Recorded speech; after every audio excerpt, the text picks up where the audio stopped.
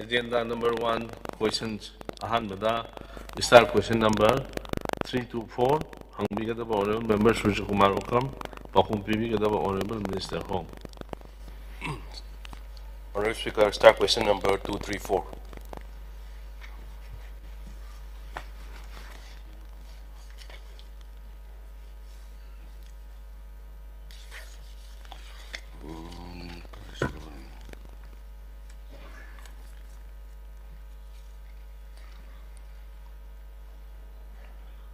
Honorable Member, I'll start question number क्या है मुझे 3 to 4.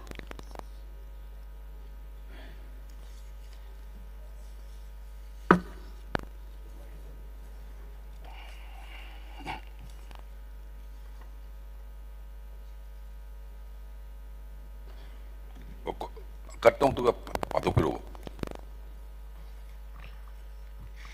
Sir, start question number 3 to 4. Supplementary that Honorable Speaker. Sir, questions here. The present status of the peace agreement between the UNLFP and the Government of Manipur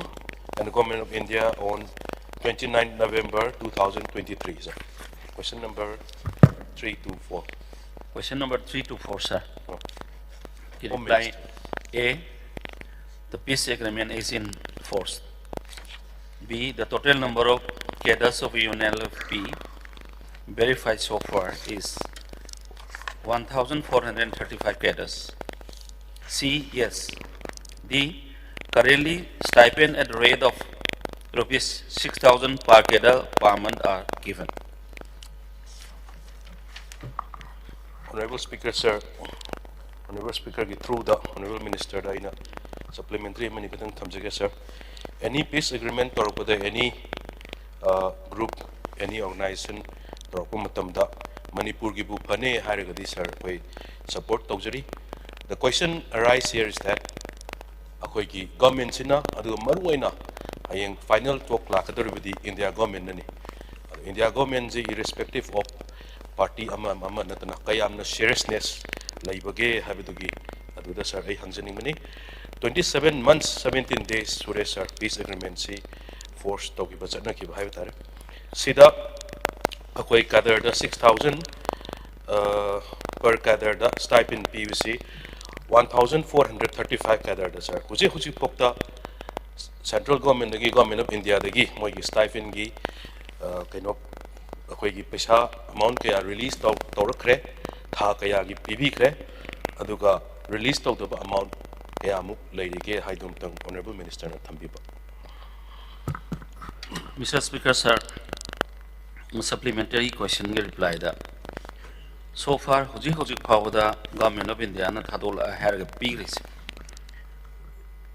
5 installment pigre altogether 5 crore 83 lakhs 44,000 pigre. Mr. Speaker, sir. Mathangda, question number. Sir, supplementary option sir, Sigi Sida Honorable Minister na 5 crore something PB Grenai, sir. The 5 crores, yes, sir, Takayagi, Wedoribno, 27 months sure, this Takayagi, Wedoribno, Takaya, and Aina Sida Yamna interest line Hungarian, sir. There's 1,435. Moi stipend sang nine a Pidragadi, Atopalambi, Moi Sana book, Lector the Atopalambi, Crack de Tanzi, Kamai Tosi and Tirakadones, Tirakanev, sir. Stipends him at Tamsana Pibiragadi, Sir Madu Magi, and was a Member Surya Kumar Okam, Pakum Pibigadaba Honorable Minister Yas. Honorable Speaker, start question number 3 to 5. Answer to start question number 335. A, annexure A the table tablet. B, serial number 2 and 3 of annexure A. C, yes, for Subrata Cup International Football Tournament 2025. Under 17 boys,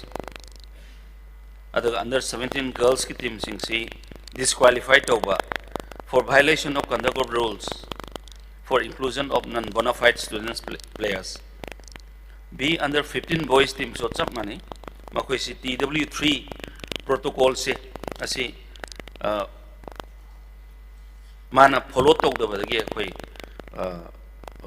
यारखिदबनी थमजगे डी अखोई weightlifting indoor stadium of SAI NRC complex तागिल पांथोकी 6 national school games from 7 to 12 April 2025 पांथोकी sir Roman 2 E no infrastructure development work for hosting weightlifting event. Honorable Speaker, sir, aina ngasi pukhatse Manipur se akhoi sporting events sing sida kayamna important laina lawi habdu madugi mayam hena khangbirabani games and sports amaru aina school gi satra sing aduga to pa event da akhoi gi Manipur gi oina aina sum focus tawjaning bada akhoi gi program sing sisu dum tawbiba sanaroi gi numit adagi atop pa lebirba government gi program sing haibatare sports player mayam sing sibu pungning thogot na ba sisu dum tawbiba sir adada ina tajabada sanaroi gi numit sida akhoi sahi mada crore gi matak ta chatkiba amagi matak ta chatkiba mayamam leiba aina tahunjaning base sir akhoi sanaroi sing sida akhoi maru aina talent hunter gumba training da gumba infrastructure development da Manipur gi sports department jidi amna ju akhoi budget si yam chawu na taba sida tawbiba yagadra 2024-25 23-24 sigi akhoi gi sanaroi singi numit sigi akhoi sahi magi budget se kya oiki bage haibdun tang honorable minister aina sum aigi self consumption gi ni aduna hena akhoi kayamuk lei bage do honorable minister na thambiba yagadra maduda akhoi na yamna budget se squeeze tawraga atop aina sai thamjakriba talent hunt training infrastructure development do da oina focus tawbiba yagadra haibdun tang honorable minister na thambina ba sir Sir, demand numituda honorable member na tabi hogdaba no oiramgani ngasagi under 17 and under 15 gi deso ai maduda nikhisina explain tawjagi bane aduga hojik haibi badu yam sumi akhoi infrastructure da watpa aduga magi leriba equipment sing si modern equipment oidaba obsolete oiraba adugumba equipment sing oiba hojikti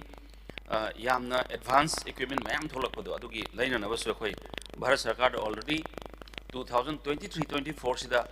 23 crores ke proposal ama matamdugi honorable union minister Sri Anurag Thakur ji da sokoina propose dogi ba hana leijaraban adu huji ngasa happy bado aduna akoi so we are very serious on these issues maramde akoi gi sports ki powerhouse oiba state sidagi thoraliba yam talented oiba akoi gi players sing se asi sing se makoi da leijariba talent si fully perform to bangam deva because of the obsolete or equipment mayam sina aduna so line na kan hona jari aduga 2024-25 ke total allocation si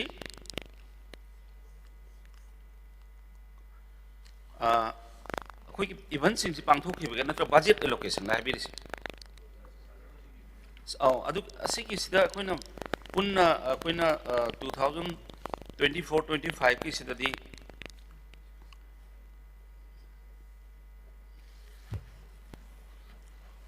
Hoi,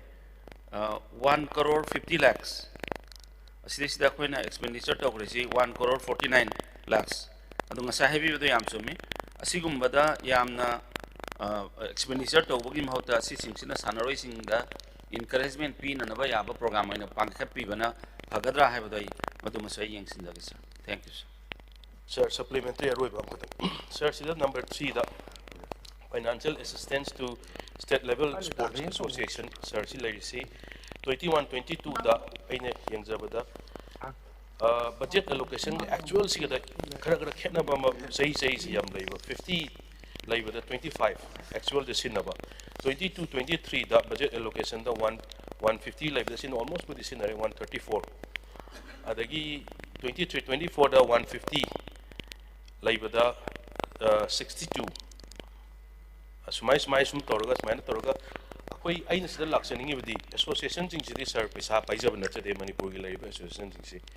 aduna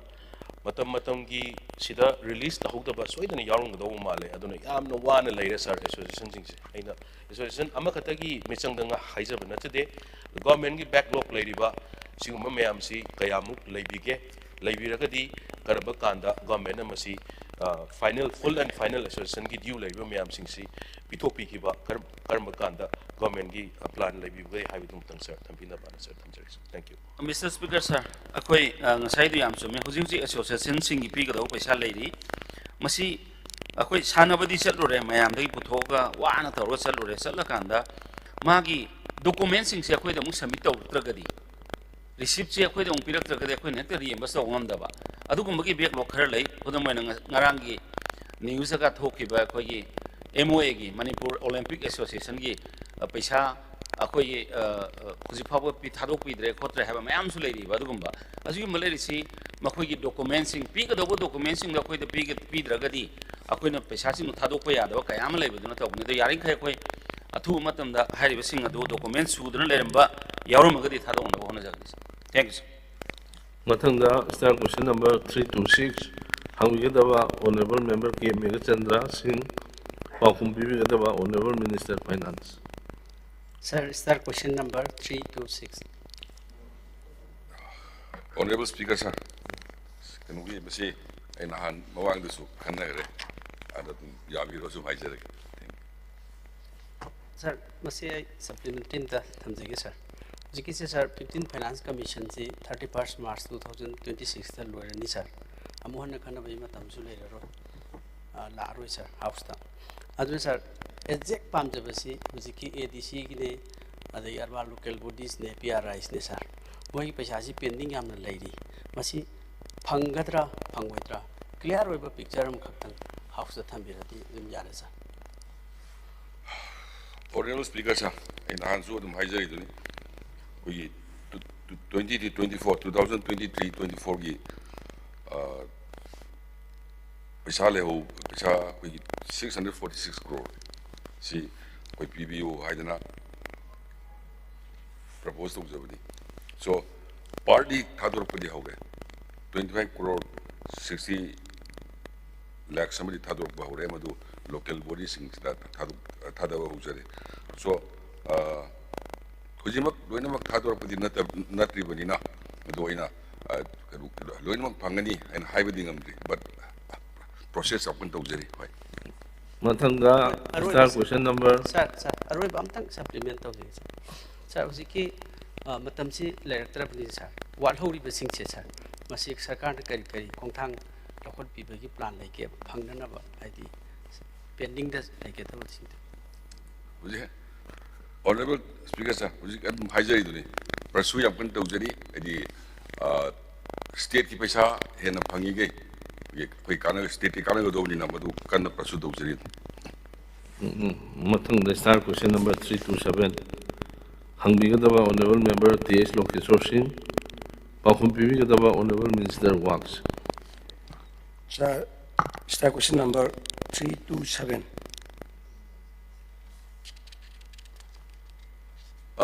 Honorable Speaker, sir, okay. Honorable member ki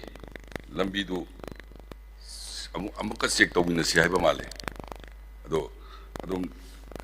ID Hoigi Department of Madu Honorable member Yauraga, check to win the Siaba, the later Benedo, no number to lep of in the bureau. Adumai Amazadum Taujarake,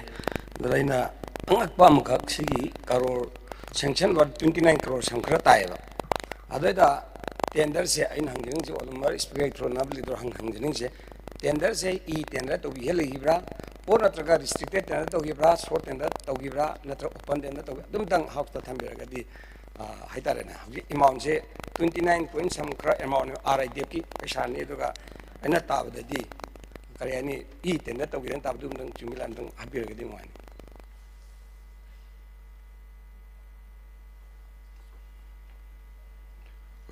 MS Kim Sons Construction low or Male. Contract set Luga. I shall win a club Grimale. 16 crore 69 lakhs. They went over. Loina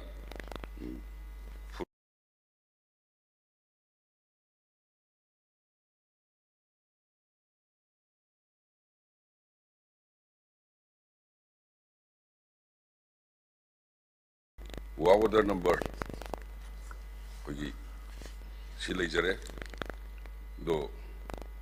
ꯑꯩ document ꯑꯗꯨꯝ ꯄꯤꯖꯔꯒꯦ ꯌꯥꯅꯤ इमानदम सदब tender process से tender की through तौबीब्रा और नत्रगा से restricted नर तौबीब्रा सिदा अमक हायेबा 5 to 10 crore अब तो औरगदी सिप से कितने कोई करे नहीं एक्सेप्टेंस पीरगा तुम एनी टेंडर तौबे यान में पल्लेबा अदो हारिबा लंबी से करी यामना कोई दी हासन को न तौगिबगी मोंग लान मरक्ता सुगिबो विचाला नत्रगा कैदोबो सिदा टेंडर तौदना कोई ममांग सरकार ना हाइतारेना टेंडर सुतौ तौदना एनी टेंडर मा तौगा चीफ सेक्रेटरीना एक्सेप्टेंस फिजु इंडिया की हिस्ट्री दा कर्म यावनो खंग टेंडर से तौदना चीफ सेक्रेटरी एक्सेप्टेंस पीरगा हारबे टेंडर से शॉर्ट एंड मतोंग ता थादरमेबा दो तारी कमाना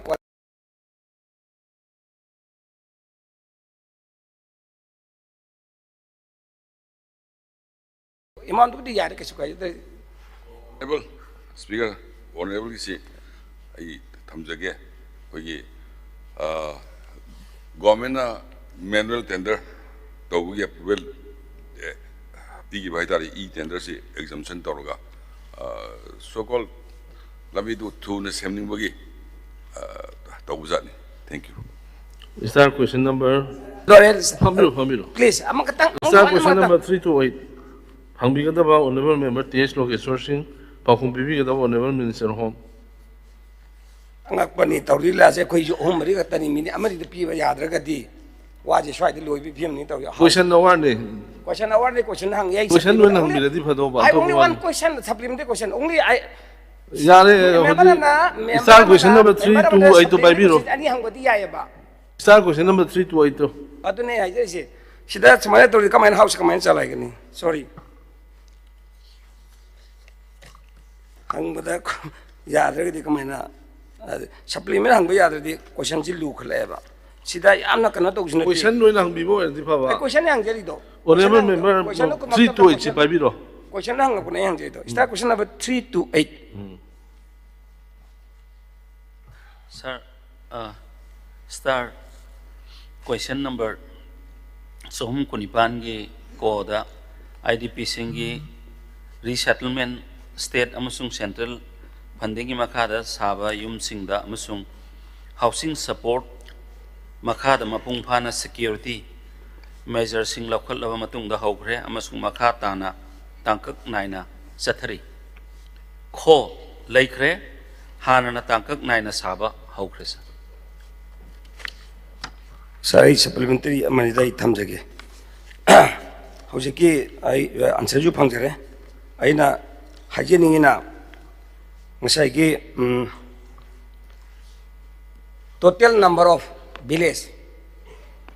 in hill area aduga tampakta paisa supi bibida sakana direct lona sabi bada kari kai lege asumana tawdu hauji irang yam thoe akhoi hana tare pire tara pire me khona hujina ahum pire lawu ngamoy na phajan tawre ikau makta dhare lang ni phunga ni pan thajale su chang bu sunga de do paisa ji kadu thajale ni khangde moi pulap yum puna makta thajale la lising puni ban thajale aduna abunga moi si tawbiganu haina return tawe du sumu yadre maramuduna harise si muji thoktana sarkana sabi ba moi da paisa pibi da gamena any company ne kera da tawbiba yabra simtang thambi Mr. Speaker sir akhoi popular government ama leringai da akhoi na 10 7 5 adumaina lepkhiba 10 7 5 and 3 adumaina lepkhiba adubu akhoi ki sarkar popular ministry ama government ama leringai da lepkhiba do adugi matungda akhoi ki president sur lakhra matungda di bharat sarkar na su yangraba yum masing sida piba ngama oi haibadagi adumaina paisa se khara handharak padune already akhoi na maduda sanction tawgiba si round about 9,000 houses I exact figure da ningsing jabang amdre about 9,000 houses di hanagi leba policy du chat pakhara yaw thokhreba aduga yahog da bakhara mung lai hawre adun hoji ngasai hangbi badu akhoi installment basis ta khoi loina hoji so yum saba ge dum piri adun nauna su nahan honorable chief minister na thambi gi baduni another 5,000 amuga sum bharat sarkar na khoi ministry of rural development gi adudagi awat pa paisa du na khoi state ki funding de khar khar do hapani adu hoji ngasai habi ba imphal West Imphal West ki haibado East district ki khungang ki haibado ngonda kano leje chi oina leje masi yam sangba ai through honorable speaker ai table da thamjage honorable MLA ki adu amana aroi bada ma hangbi bado ai angta khumjage aroi bado sai ningsing jari ai ningsing dra boining na hot pira ko rang mani akoi sarkar na company ma tor ga hekta sabi ba ya dabra haibado masana sajage haibsu mayam yorpa aduna akoi gi di maitei se khenaba ngakta ni amana yes haibada no haido ba mi mu leite aba aduna khenaba mayam leibaduna koina sarkar na pai khatna saba ngam jadam ni sir yam no jare answer joi kan to ja duga ai na ma tang ning base aroi boina hauji ki ikau hari ba aru mori hari ba chusam hari ba aduga chingi desu imphal ka de leba mayam singse sang amta ya bagi possibility amta pi de ba sungchang chang maya de bagi possibility oi de ba jaga si da paisa je thajal e lei tamne loine sina thokra ba yam de adoi tari jum je sana na pi de ba natraga nampu da hayeng clean torok tam ra da ga tawri bi jala aduna hari ba sa chang ba ya se example khoi dolai thabi ar khoi ken da mari ni ma pham mari ni dolai thabi sang ya re hoji si taw ya na onable chief minister da na lo topi gre dolai thabi gi hoji village ma tare na khoi da ken mari ma pham mari soi litam bu bum sang ya re aduga ngasagi dolai thabi ma sang ya re adu di pi da kasu kai da du ha ni gi fast pace nang ho re ba now ikau ra saduing command du di same like chujanpu adagi more chamane ba aduda sida paisa thajal ise aduna ne na sagi karma thada sangga dagi na hangjeri bu question aduna ne ba aduna moina aingona rang su lak pirami koi sungjang jang bi oijong na paisa thajal ise kari gino adu handok chagi habu su yade adu madum dang di khumbi adi pe ni mayam pu dawki haidi bidi kan id bijing je asan mera na be fast kam fast chance obi film da le ra habu ne be hangjeri ise aduna sungjang jang ba yade ba aduga mori na karma tam tanga ga dege chujam na kam ga tam tanga ga dege sadu in khaman ikon karma tam da dege ching de lai bi ba khoi gopajang ka le khoi sachang champhai for example khamelok adegi sigi hariba mayam hada dege mo chingmang laikot mayam singje muni su karma tam tanga ga de je loi chang di ya do ngak tani dubu sijim tang thambiu sin ha je Mr. Speaker sir yam sangre koigi ngasa happy with yam su mai samaksi ikau simakada aina ai kendra oidrasu community hall mai donate tawjaban ikau molam sai saraga hari mfam si ai ayam khangje ngasai honorable member na thambiri ba magi sentiment aduga magi interest area sing la khoi loin khangjai akoina DC sing na samil tawrak pa report tu matungina akoina paisa se release tawba adu kaigumba section mami oragadi paisa si thador amne harau biga dawne adu hing sabe amatam na sage na adu ngasai bi udu yam sume sangba yadaba law and order sin huji hujikti akoi thong si loidri hariba thong sabase ase hek loibada akoi gi thajana bagi thong ma sabase loir matung da koin hek sangna ba yaraba kan sarkar na hona jari central government na yam kan hona jari state government na yam kan hona jari ase sangna ba hek yara matung da ri akoi gi tongan ba district sida lairiba awana khangi ba singse makoi yumda hanjil hanna ba sarkar na thawang yam kan pai khachari adu gi mathakta akoi security arrangement se hujik haina horen koi ke nom so lairi koi calling attention nam so honorable senior member opposition dagi aduna akoi se law and order si bhagalna na hona bada koi punna aina so demand so police ki demand so through this August house koi ke senior gi library ba member opposition ki member punna mag aduga manipur laiba CSO punna mag ta appeal tawjabani koi amatoina nungsina chana na ung han laina na hona bada koi punna responsibility thaudang sarkar ne hena lawrasu akoi su thaudang lomina mathok tai hedana na sir aina aroi bada thamjani mase hojiki honorable member na haibiri basida akoi DC do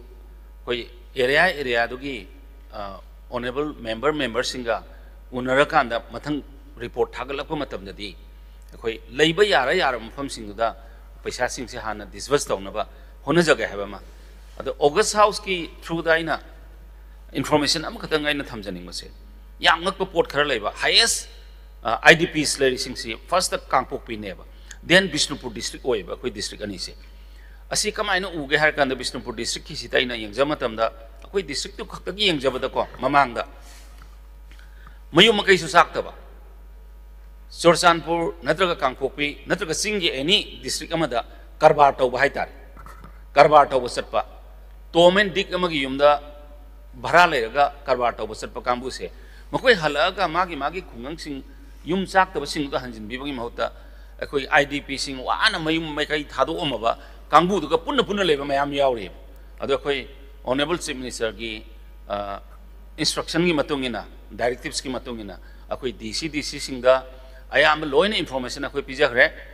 lion अंतंग अदुगुम मीसिंग से खंदोगा हाइबदी IDP सिंग सो लेरि मफम दो खरा मसिंग हंथर अगदी फगदौबा अदुगुम मखोई मखोई सिंग सो ngसाई free बीज दा enjoy तौरगा लेबा खरा यावरे असी सिंग से अंत डिटेक्ट तौथोक्सी अदुगुम मखोई मखोई की साक्तबा मागी युमदुदा खुंगंग खुंगंगदा हंजिल हननबा अखोई याम कन होनजरी अदुगुम कईगुम केस लेबिरगदी अखोई डीसी उनबी मतम मदु सिंग सो खरा हाइबी होना इदमाइन थमजरिंग sir thank you mister last question हुजकी खोई दोलाई आई याजरगे दुगा दोलाई थाबीबा विलेज से हेक दामली मखोंग दनेबा इनी तम चंगदी यार भाईतारेने सिक्योरिटी की मागी बेरेक वालेन तुम लबि था तर इंपान सुजलेबा तुम देवानी चंग यार बजान मफम दो अदो सिसे हंदकी दिस मंथ और नथंग थादा तौबो यानी यार अंतंग थंबिरगदे हेन फगनी चंग परा एनी टाइम यार भाईतारे सिक्योरिटी की मेगी सेंट्रल फोर्सेस सिंग स्टेट फोर्स साननबा मफम जुली पीरबन हाईतारे सारी जोय दुगम तंग खंबिरो दि अमना हुजिकी कनो तौबा खोगी कनो पैसा चंगबसे मसैदा युम्मै तुमना साखरबा खोगी लॉस प्रॉपर्टी सिंग पैसा से डैमेज प्रॉपर्टी पैसा से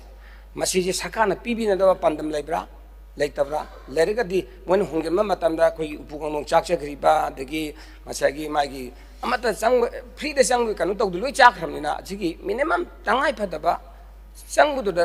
चंगदबा युमदुदा हेक खुदत लेगदुदा चंगदबा मगी लॉस प्रॉपर्टी दो डैमेज प्रॉपर्टी दो अदुम तंग पीबी नबा हाउस के करी कनो लेबिगे कनो गे गवर्नमेंट करी लेबि अदुम तंग थंबिरगदे आई जाजरगे सर हौजिकी तो करी लेगे तो यंगसिंजरगे सर थैंक यू सर मसीगिदी मखा ताबो क्वेश्चन लेत्रे मरकथना हाउस करीगुम्बा अमता लौथोकचोगे ऑनरेबल मेंबर श्री पॉलियन नान हाउकिमना तांग 13 मार्च 2026 असी सुटी निबिरई हाउस लिपिबदे याबिरबरा हाउस ना याबिरबने लिप असी ग्रांट तौजे agenda number 2 announcement of business honourable chief minister ना the business of the house for the week announced the week. Honorable Speaker, sir, I beg to announce the business of the House for the week. Agenda number 3, paper to be laid on the table. Honorable Chief Minister, paper laid to begin. Sir, I beg to lay 16th Annual Report 2022-23 for of Manipur Information Commission on the table of the House. Agenda number 4, intimation of Governor's assent to bill. Secretary Manipur Legislative Assembly na Honorable Governor of Manipur gi assent phangaba bill sing House intimate obigan.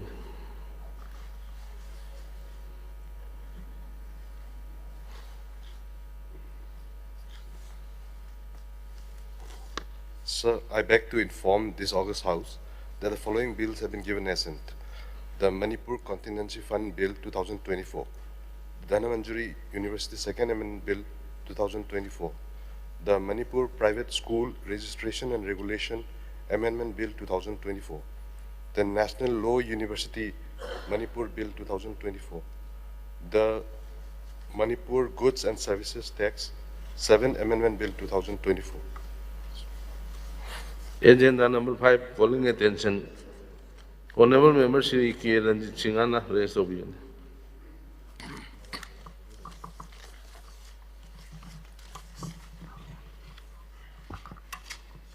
Good morning, sir, and honorable members. Sir, Imphal-da nungtigi evening da haibatai nungtil-da phongba pauche Wayel Kati haina khangnaba adugumba pauche dugi March ki tang 13 gi se phongda sir headline दा सुमाइना लेबा जिंखाम मालेम गानबा मिहात की मायोक्ता मिफम फम खरे मियाम की साफब मफम ओइद्रबा लैबाकला हाइना लैखिद्रबगी मचानुपीना लैंगाक्ता वाहंग हंगलई हाइदना हाइबा headline सिगी मखादा सा खबर vial काटी सिदा आई थेंगनाजाबा हाइबा ताई मुसिगी थेंगनारबा मतुंगदा sir आइना rules of procedure conduct of business under rule number 77 की मखादा मसिगी कॉलिंग अटेंशन से सर आई मोब तौजरीबनी सर अखोइगी हुजिक लैरिबा लैगिद्रबसी मसागी सही 52 सूरे हैना रिपोर्ट तौई तेजपुर अवांग लेकाइदगिनी सिंखाम मालेम गांबर कोबसिमा कंट्रेक्टर नि हाइदना सुहाइसा था सिगी तांग 13 नुमिदांग वाइरम पुंग 3 मखाइरोम तारकपा द्वाइदा महाक्सी मयुमदा हलकपदा कैरक अमदी तेजपुर अनिगी फाउनबा लंबीदा मियोय अनीना मागी गाड़ी अमदा लाकपजानि मासे दु थौरइबा गाड़ी सिक नमदना खामगा दुम कार मनुंगदा नोंमैना कापसिलगा हातोखरे हाइबगी वाफम रिपोर्ट तौई सर लेकाइगी मियाम अमसुंग लैखिद्रब इमुंग मनुंगी मचानुपी हाइबा ताई इमुंग मनुंगी मियोयसिंगना मीडियादा रिपोर्ट तौरपदु तारुबदा यामना थमोय सोकनिंगाय ओइबा हाइबा ताई सर खांगबा ngamdabagi चाइना फावी हाइबा ताई मियोयबना अखोय मियोयबा मसेनसी अखोयगी पंहात हानबा मी हातपसी कछु लेतना खनरकपा मसिबु ओइथोकपा याबरने का खल्लुबदा सर याम नुंगाइतबा हाइबा ताई सर हुजिक मणिपुर से अदुकी मतिक कीनिंगाय ओइरे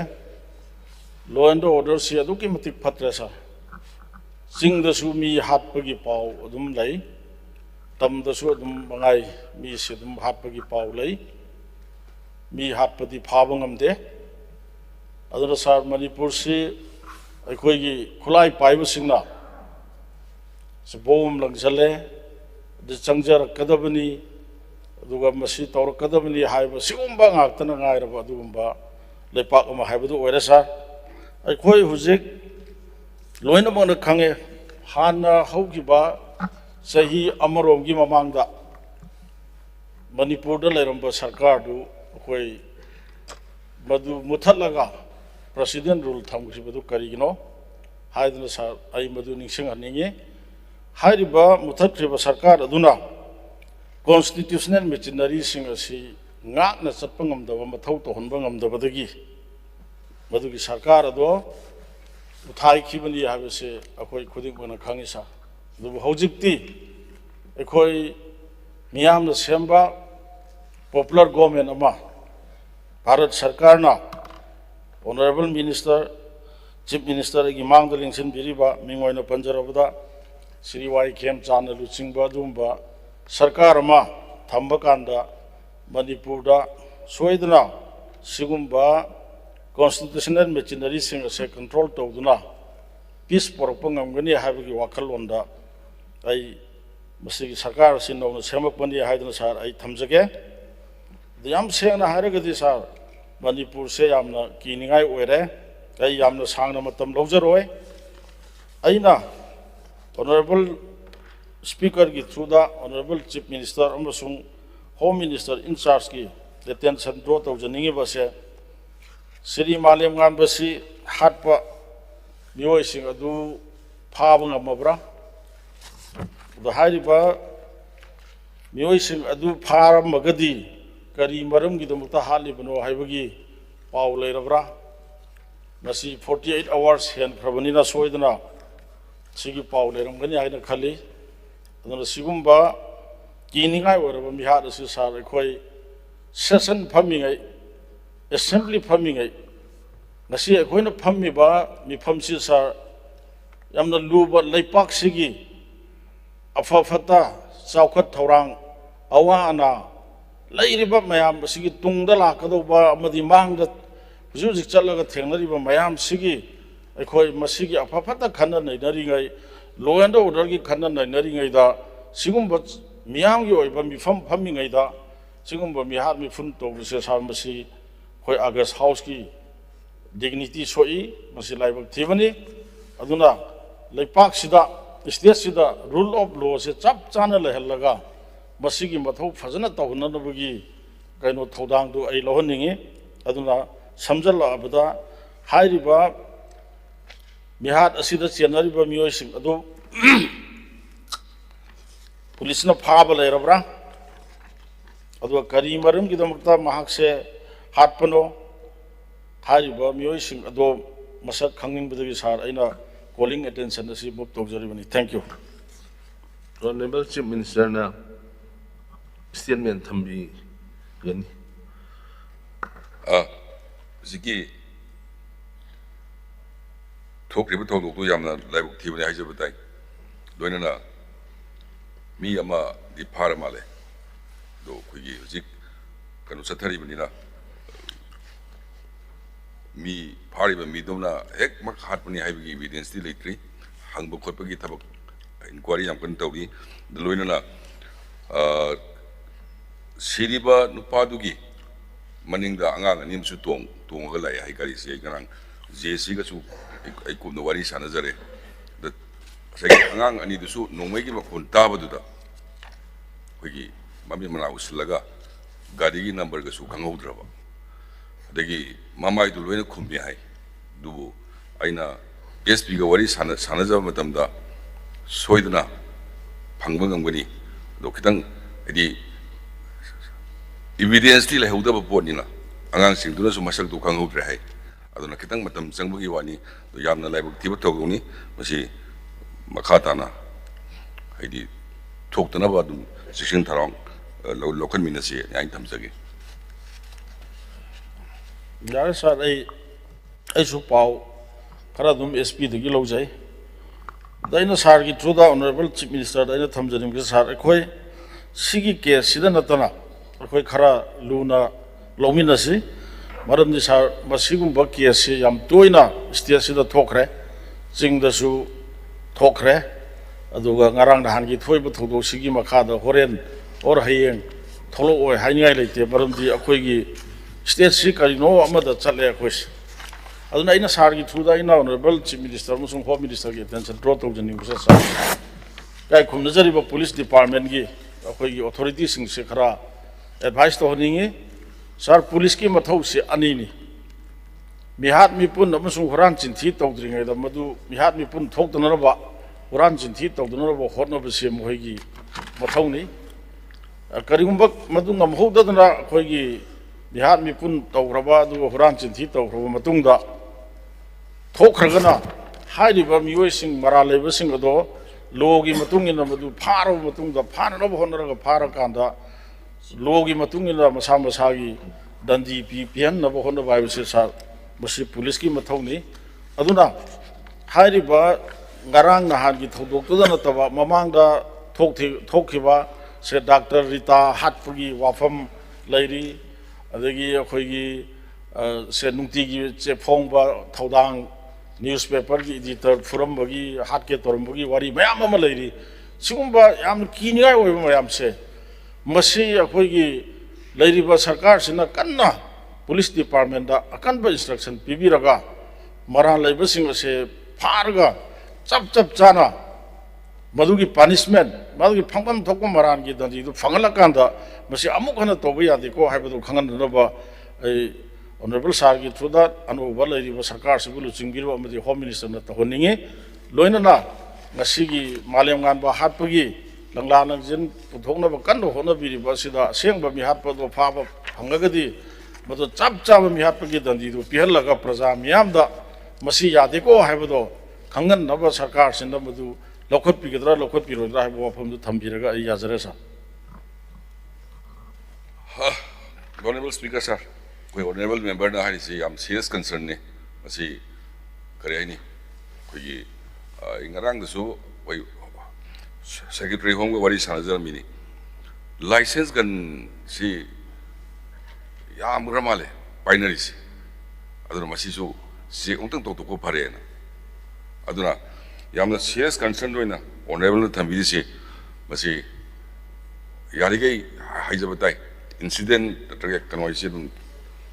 थोय याइसु हाइंगाइ लेक्ते दु यारिगै थोक्तनबा मसी आई होनजगेन थमजगे Agenda number 5B, calling attention, Honorable Member Shri K. Megachandra Singhana, rest of it. Sir, under Rule 77, sir, ngasi aina calling attention ama move tau jabasi sir, ngarang handagi pak sanna nong chuba dagi len yauna akhagarau taba siga mari leinarani sir,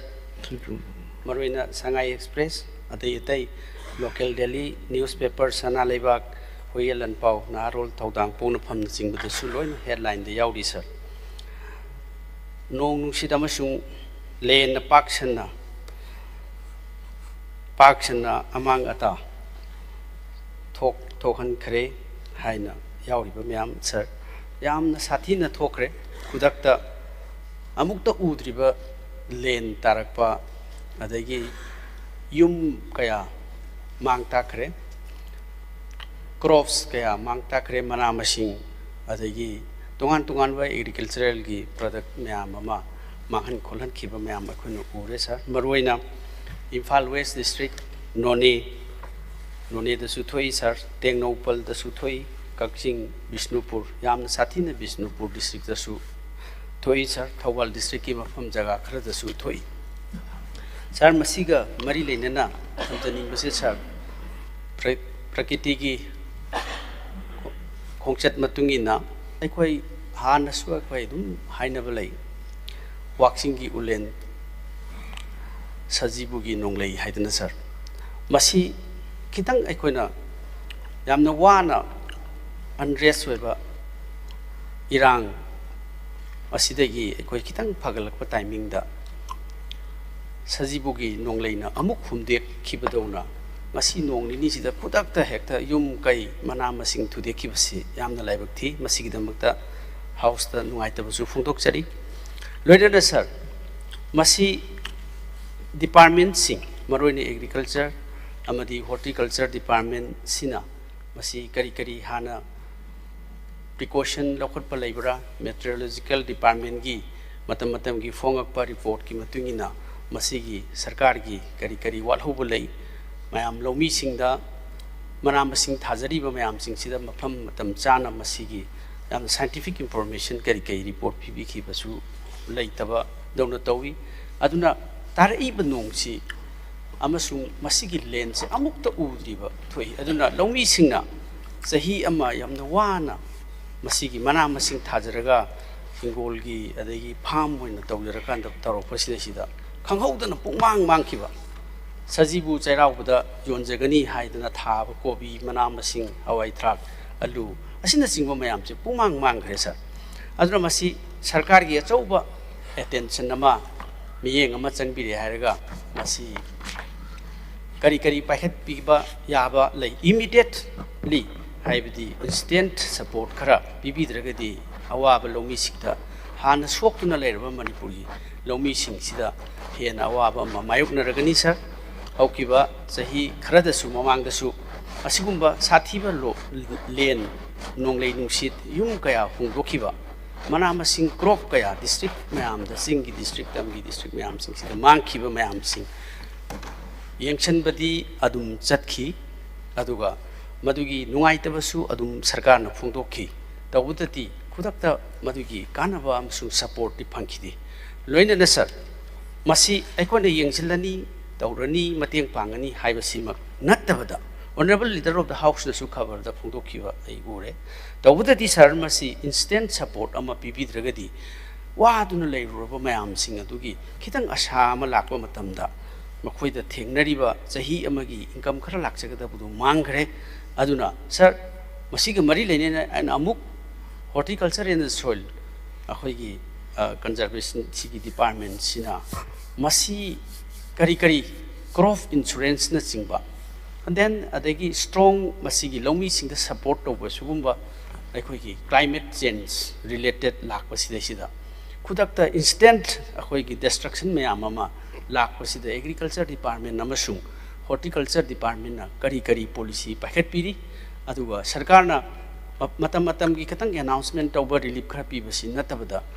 laumi singi farmers singi masida kari sarkar amu oina logudaba responsibilities department amu oina logudaba department singi responsibilities kari lay haibasi masu awaba tarba singi mating pina bidamak house se attention draw si tawjabani. Thank you, sir. Honorable Speaker, sir, we mamangi sahida su haifit marana thenagi bagi when I singjami do so yum samanga gi mathakta jinga ho ba haijabatai aro sarkar gi process da ini supply order piba port porpa matam sangbani na tha muk surakanda jinga lai the lacting ida ayamba sagi MLA sing da tai na bani na dum mekat ki bagi awa ba isum thengna jawi so that garang si ai DC sing da ariba paisa dagi leiwa hobro local process board so ama board so leiwa hobro ai ngarang de instruction pizagre noina na hoji yam kana inspection sali da koi si kare ni adum soina phangba report su leitana baina saliba inspection sing do geotech photo lo yawbiro duga koi sanga do ba pisa sing do thagat biro kudang thadoke haiba ma do at the same time DC gi leiba account ki local process to ba hauna ba adu haijagre manam di nong yuraga hari nong yu bai mung tum ba dia da bani na madu yana ba sinse na am kana instruction bijagre duga hujiki honorable na thambi ba do yamna phaba koi kreni lomi sing yam phaba wakaloni adu ai ngasiga yum sing du yeng baluradi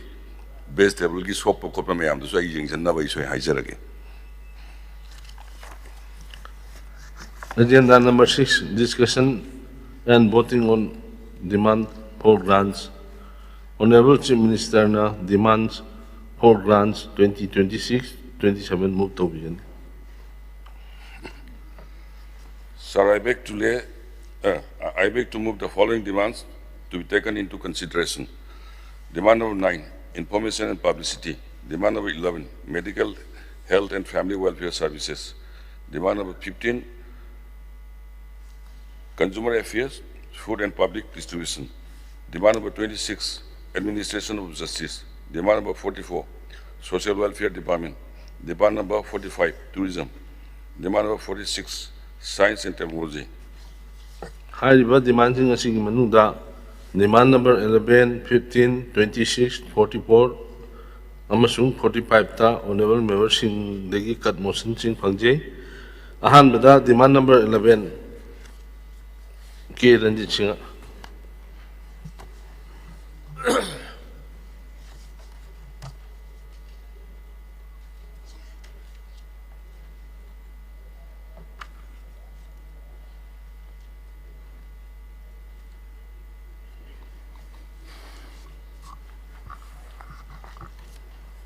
Sir,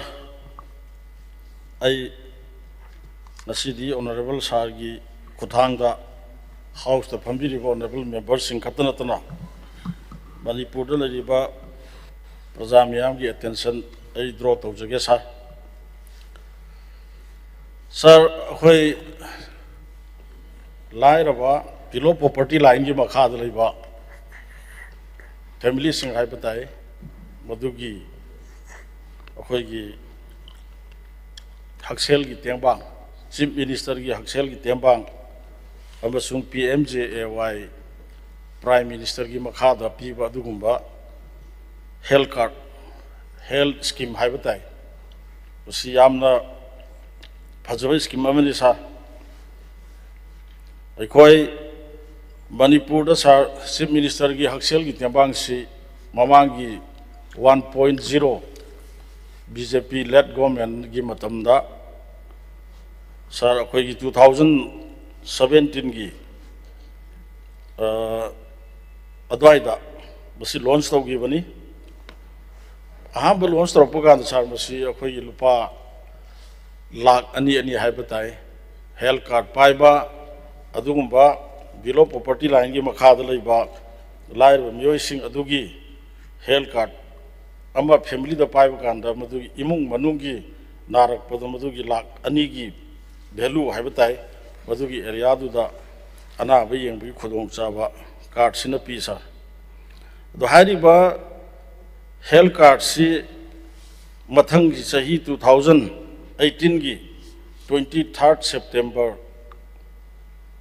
अद्वाइदा correct to subject to correct sir असे exactly खंग्रे अद्वाइदा अखोई अमुक increase तौरे लुपा lakh मंगादा अखोई की हाना लाख अनि की value लेरंबदु लुपा lakh मंगादा health card से हेंगत खरे सर मरक सिदा अखोई की 2020 का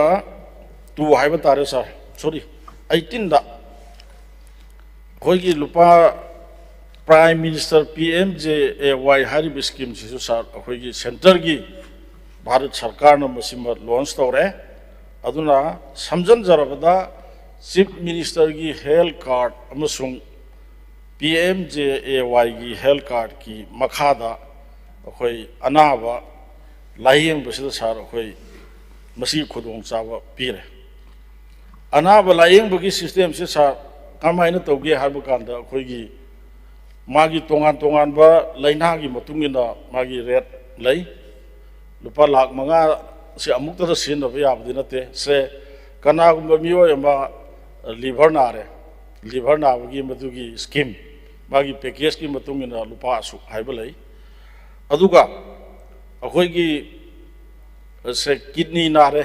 किडनी लायेंबगी मदुगी तोंगानबा मागी रेट लई अदुगा सर अखोई से लंग्स और इसाद यावरिबा तोंगान तोंगानबा पार्टसिंग सिगी नारकपा लायेंबगी मागी स्कीम दुगी मतुंगिना सर मागी पैसा की वैल्यू से खेनई यामना नुंगाइरिबदि सर अखोई हारिबे स्कीम से मसी पाइखननब होनबदा साउथ इंडिया बेस तौबा अदुगुम्बा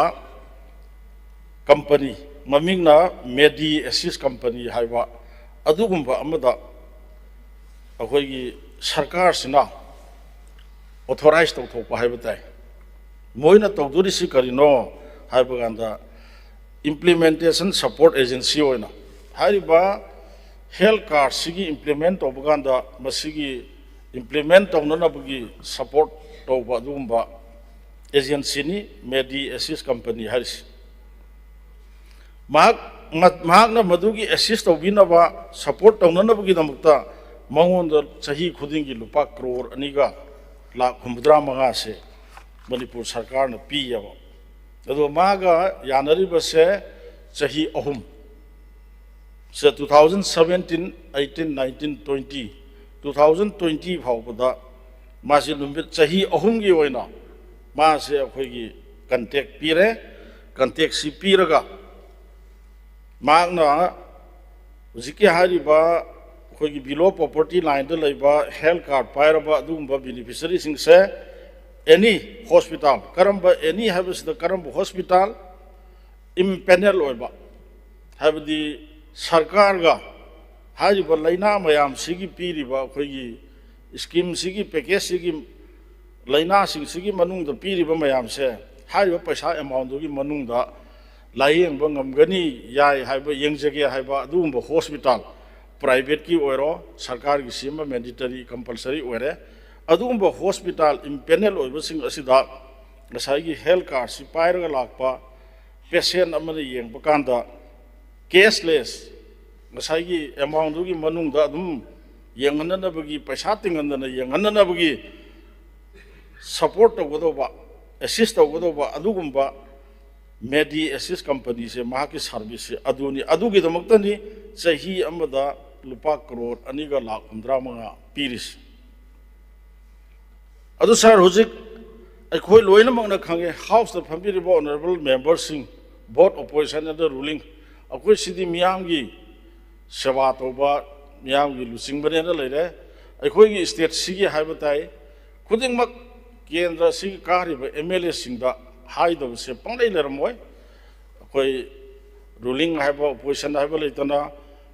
आई केंद्र दा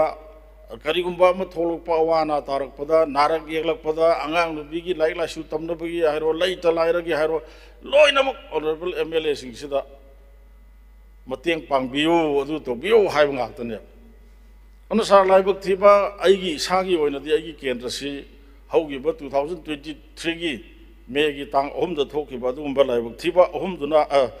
थौदोक्तुना मरम ओरकान सा आइगी याम वागी हाबताय हुजिकसु वारी हाबताय वारी हाबदि युम कई तुमना चाखरे लेरंबा लन थुम लोइनमक मांगरे लांजेनरे रिलीफ कैम्प द लेरे नारक येलकपा मतमदा मदुगी पाइ लेतदना केंद्र दुगी MLA अमोइना लाकपनिना तंगाई फदना तौदबा याददना तौखिबा मयामदुदा आइगी एक्सपीरियंस हाबताय हंदक सही अनि अहुम जिदा सा अखोई आइना खलंबसे हेल्थ कार्ड पाइबा मी अमना माकी अमाउंट अमा पीरी मागी लैना दुगी मतुंगिना अदुगी अमाउंट दुगी मनुंगदा लायेंग बसिदा हॉस्पिटल दगी हाइरे इसे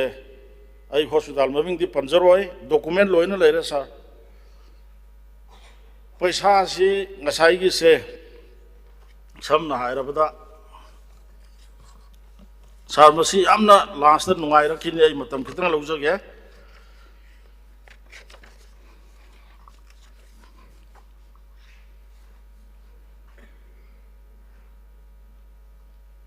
अखोइगी सार फ्रैक्चर पाटेला हदी खु से फ्रैक्चर तोबा दुगुंबा खु से काइबगी कनो से मसी फ्रैक्चर पाटेला है मोइगी लैना ममिंग से मसीगी लैना मसीगी लायेंग बसिदा सार गवर्नमेंट पीरिबा ngसाइगी इम्पेनल हॉस्पिटल सिंग द पीरिबा मागी खु गी लायेंग फ्रैक्चर पाटेला हरिबा खु नाबगी लैना से येंगो मतमदा लुपा लिसिंग 13 दमसी लायेंग गदबनी हाइदना पैकेज सिदा पीरी अद येंगनी हाइदना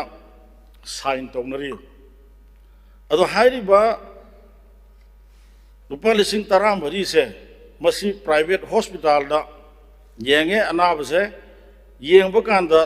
अनाबसी लायेंगबा लोइरकांदा 55,000 तारे अदुना नंगी हेल्थ कार्ड सिदगी लुपा लिसिंग 13 दी एडजस्ट तौबा याय हाइरगा अनाबसे डिस्चार्ज तौरमदाय द 41,000 लौरगा डिस्चार्ज तौख्रे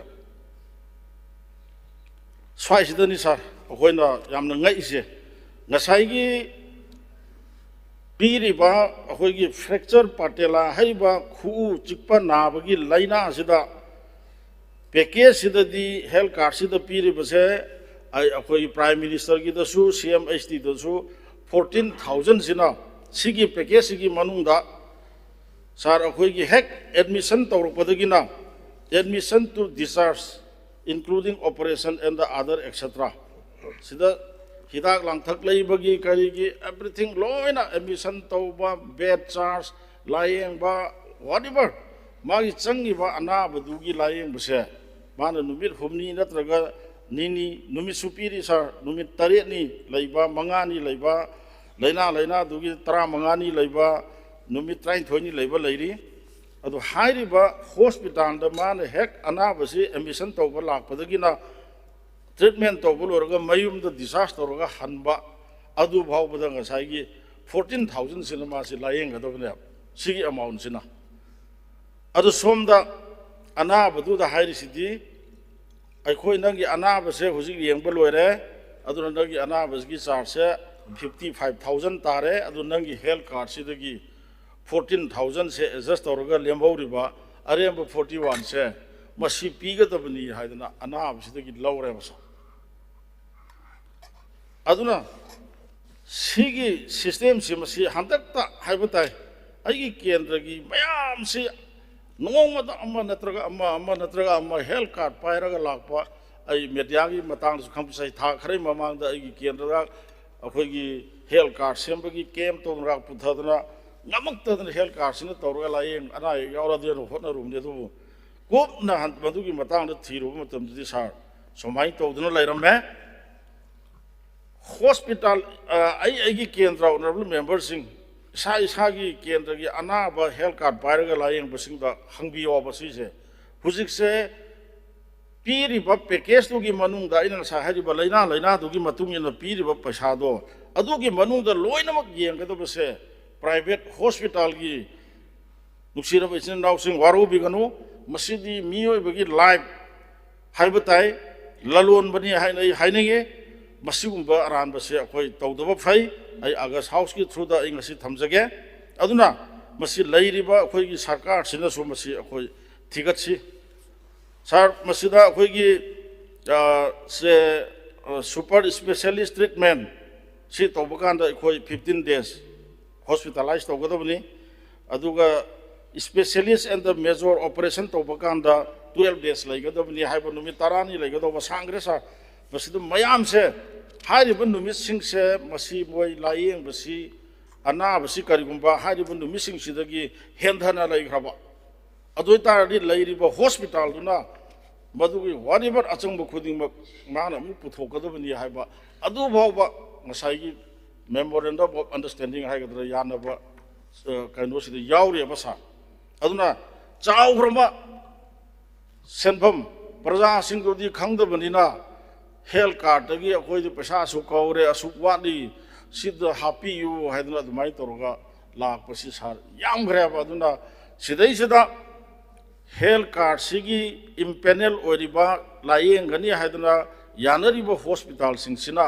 अनाबदगी पैसा हेन लौरिबसे सार यामग्रे हुजिक फावबदा हेक हौरकपदगिना हुजिक फावबदा सार अइना रेकॉर्ड सि येंजबकांदा लुपा करोड़ 7 का निफूगा तरुक से करोड़ 7 का निफू तरुक 0.7 करोड़ से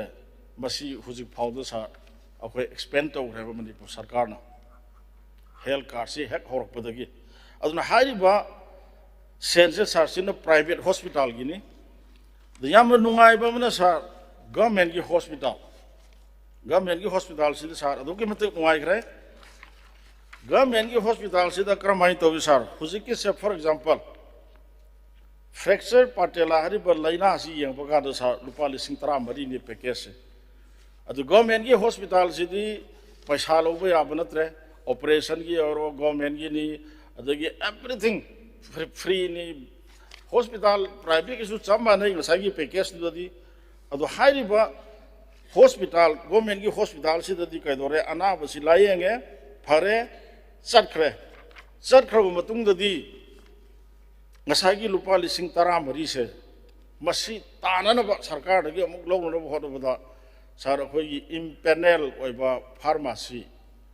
अखोई हिदाक लांथक योनबा फार्मेसी से मसी मोइना रिकमेंड तौरगा गवर्नमेंट ऑफ मणिपुर का अखोई एग्रीमेंट में इनयबा इम्पेनल अदि हिदाक लांथक लौनबगी मोइगी फार्मेसी दुदगी अदा हारिबा फार्मेसी सिंगसिदगी ngसागी अनाब अमा येंगमे अनाबसी फरगा चखरे अदो ngसाई गवर्नमेंट पीरिबा मागी पैकेज दुगी मनुंग द यारिबा पैसा से मसी लौथोकपा याननबगी दंता फार्मेसी दुदा अखोई हिदाक से एकदम मखन मथे से पांगलाई द लेरगा मागी एस्टिम पैसा से ताननब होदरगा पैसा से गवर्नमेंट दगी अमुक डिमांड तौरे अदुना मसीदा तौर मिसे सार अखोई सेरिन से लुपा 3 पीबसे लुपा 50 माथोइदा अदुगा सेरिन से तोंगान थीरे सर अखोई सेरिन से सेम कंपनी अदुगा सेम ml 10 ml की कंपनी 10 ml की कैपेसिटी ओइबा अदुगुंबा सेरिन से मसी रिम्स ता हाइबताई रिम एंडेस दगी व्हाटएवर अनाब दरकार लेबद लायंग बद चंगदो पोट आइटम मयाम से मसी सरकार नम सप्लाई तौर पीरिने अदुना हाइरिबा सरकार न पीरिबा आइटम सिंगदोदगी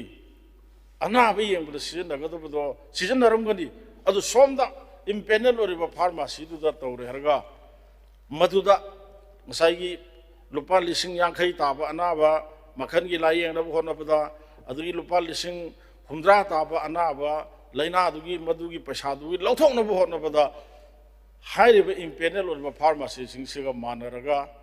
लोइनमक पैसा से सा हेंजन इरगा सारगा लौथोएब यामना नुंगाइबा नोनिंगबा मन कमाई तौगे कांदा सेरिल चनीगा 15 सेरिन चनीगा 15 काप अनाबा अमा लाइना अमगी मागी पैसादु तानब होनबदा अदुगा सेरिन सिगी ममन सिना लुपा लिसिंग 13 की सेरिन से लहेलेबा नुमित 10 हॉस्पिटल द लेहेबा अनाबस मधुगी चे चांगसा डॉक्यूमेंट आई खुदा लेजरे अनाबा हॉस्पिटल द नुमित 10 अनाबा लायेंबा अमा हिदा कापननबगी सेरिन से चनीगा 15 लेहले अदुगी ममन्ना लुपा लिसिंग 13 अदु मसे अइना पाथोगे येंगे पाथोगे येंबगांदा सेरिन चनीगा 15 सिना नुमित 10 सिदा अनाबिस हिदा कयार कापगी लेन तो 21 times per day नोंगमदा हिदा से सेरिन से अखोगी कुनगा माथोइरा कापे सिनिसा अदु यामना चावबा स्कैंडल हुरान बगी पोटि सिदा लेरा अदुना आइना ऑनरेबल स्पीकर की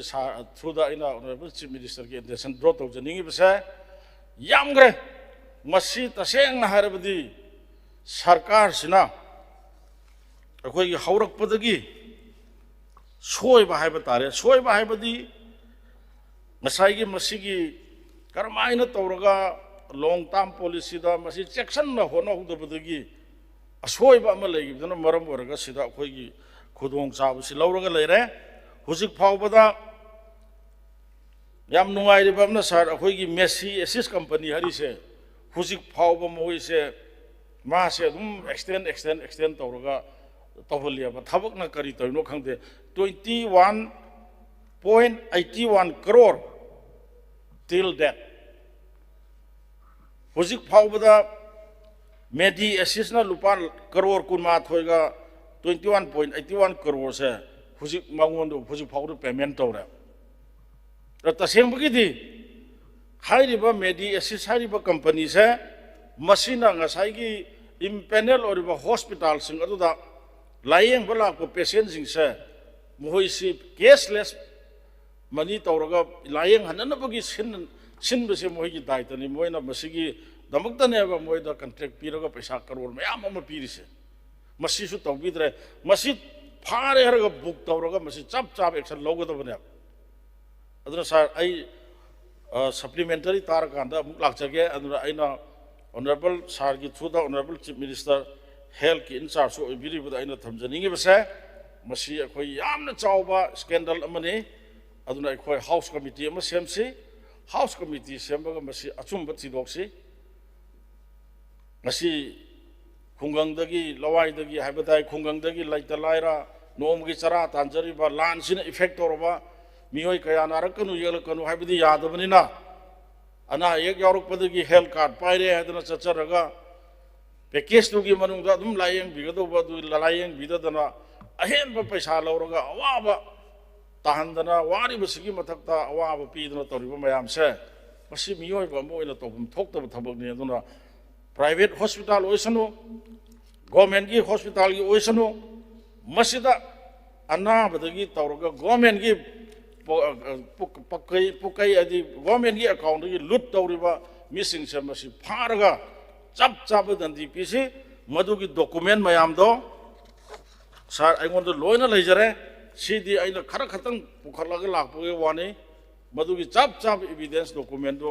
थम्बगनि सर आइना मोशन से कट मोशन से आइना मूव तौजरिबसे अदुना आइना होरेन ऑनरेबल लीडर दा आइना सेंगदोकपुरा थमजनिंगी बसे मसी यारगदी अखोई हाउस कमिटी अमा सेमबगा थिगतसी आई ऑनरेबल चीफ मिनिस्टर की रिप्लाई तारगा मु आई मखा चथजगे sir thank you demand number 11 की से ऑनरेबल स्पीकर अमम सम लोइसला सले सेम डिपार्टमेंट इन ऑनरेबल मेंबर oh yeah तो ऑनरेबल स्पीकर सर कोई ऑनरेबल मेंबर ने थबी से समझना ये numit tarani hospital lay patient amagi serin saniga kaya no lerami then samana ba serin do RIMS ka Jenims ka private hospital ka mamun manade Jenims na kare na tangwa male uski high do so aina chang na masi hajat ragasu departmental inquiry mahana tawjarage department ge mi nataba officers is job laga maram this is very serious concern samana na koi su koi ki kendra gi missing na gi kareni yamna laihandana yamna wahan mai tare ko si system ama karai de no something somewhere is wrong I should feel dogje na departmental inquiry ma tawjaraganda masi subthok soiram magadi sumthok onjage duga maduda sauna channel magadi what loss is log gi matungina dandi function thank you sir waro bidia de ai sarkar si ai da han swai ai hadak yam ngangje do mani sir ado tangai fadana ngang do ya do khra da ngangje ro mani nauri mani na yamna di ai attack haigadra question su am tawning de do sir waro bigano sir huran bagi makuta huran ba thiwa hina sinar di huran ba phaba ngamoy aduna ai masi kanna pressure pi do ya do bagi ni house committee tawse sir department ki minister senaris sida senaram gadurisi department ki mina senaragat natraga disi ngambana teba saigi wari hai babu sar sarkar ki package tu da yeng jagado badu da som da su layeng bagi sarkar na wari ba darkar le bagi supply toro hospital se to piri ba madu su sarkar ki pukai dagi sarkar ki account dagi paisa lo thokpa som da su amuk सागी pharmacy को मानरे के हिदाक लाथक मयाम अमा लेसल रग lakh 700 above crore till that हुजु फाउद ले रबनि सारसे अपिप कनो नते अदुना चाउग्रबा सिसु सार ngasi दगी knowledge तो बियो सेमदोक से बसी की हानगी सिस्टम से ngasi मक ब्लॉक तो बिरगने अखंग ai तान बिरग मसी सेमदोक सेबा नत्रगदि सारसे अदुम कंटिन्यू तौदना अखोय मसी सरकार की अचौबा सेन से मांगनिङाय ओइरेबा अदुना आई अमुका हन्ना ऑनरेबल स्पीकर की थ्रू दा आई हाइजगे डिपार्टमेंट की इंक्वायरी हबसे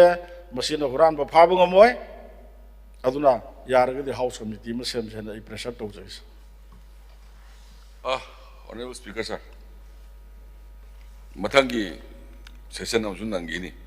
अदा आई डिपार्टमेंटल इंक्वायरी सी कोई आईदी अनोब सरकार थाजबी बिसु लेरिमिना थाजबी सुहाइमिना आई मयामगी लेबाक interest satisfaction ma phangnaba ai hona jage sir ai amna yetcha ba dinate honorable chief minister sir ki thuda KCD gyam tabirabra ai sima ai hangjini hujik lairi se private hospital na anaba singdagi sai yam paisa se magi package tu gi paisa du da loina ba cover to jaga du da he na lauri ba basi sar kitang matam khar pi biyo masi am luba kaino ni sar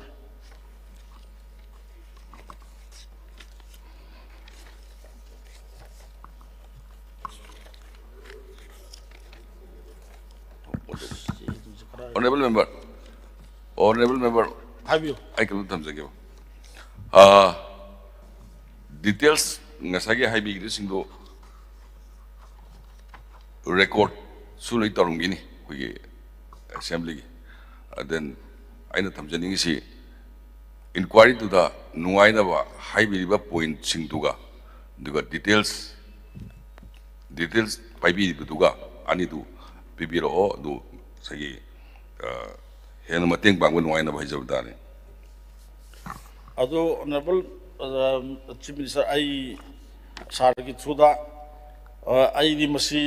department inquiry to ba haibasi me di ai yaning de ama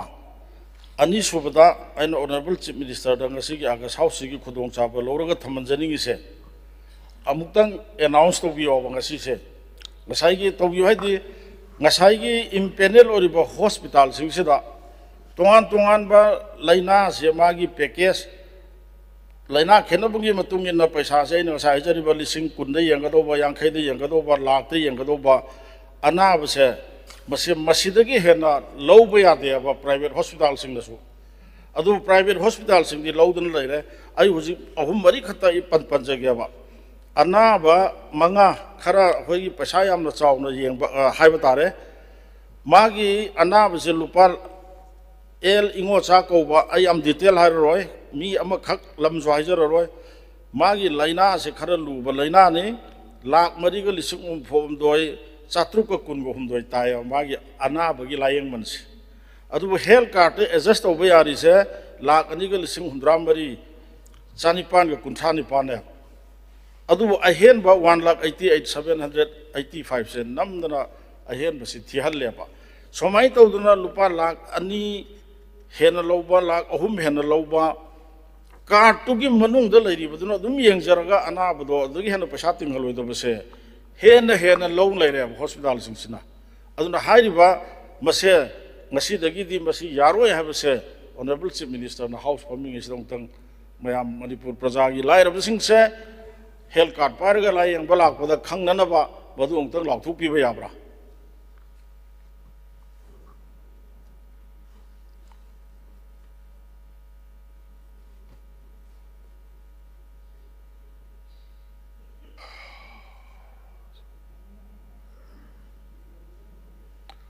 Honorable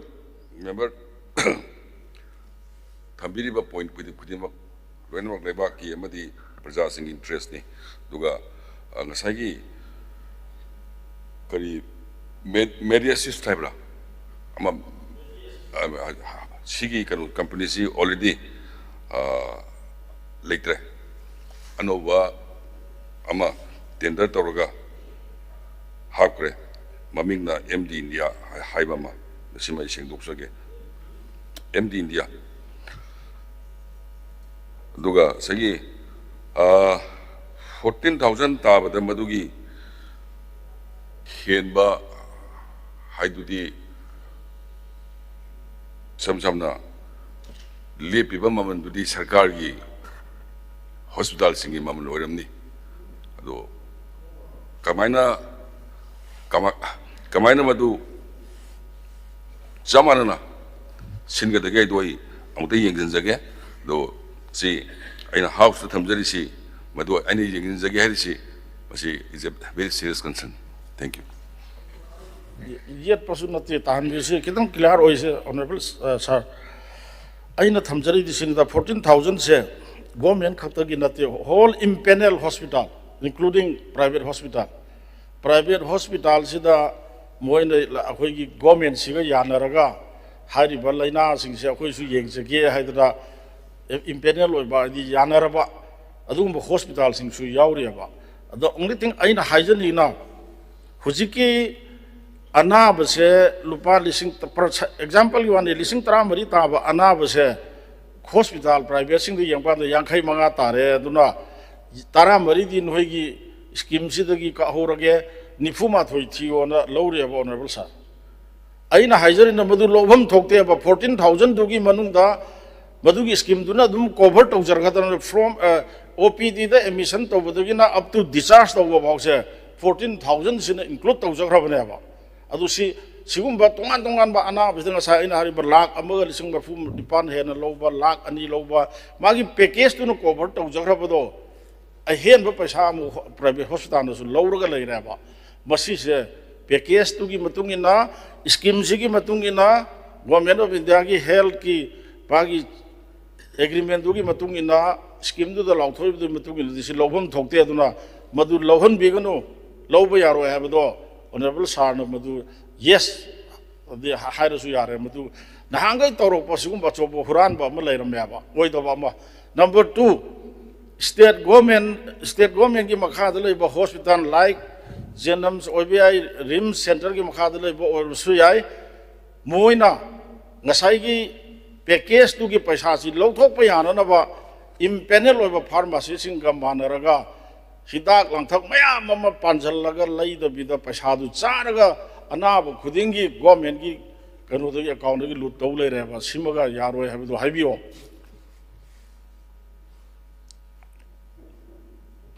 C थिंगसे हाबिनेबा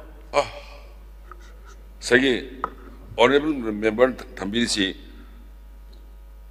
empanel ओइबा hospital दु मदुगी पैसादगी हेना लोगम थोकते समना as per rule is concerned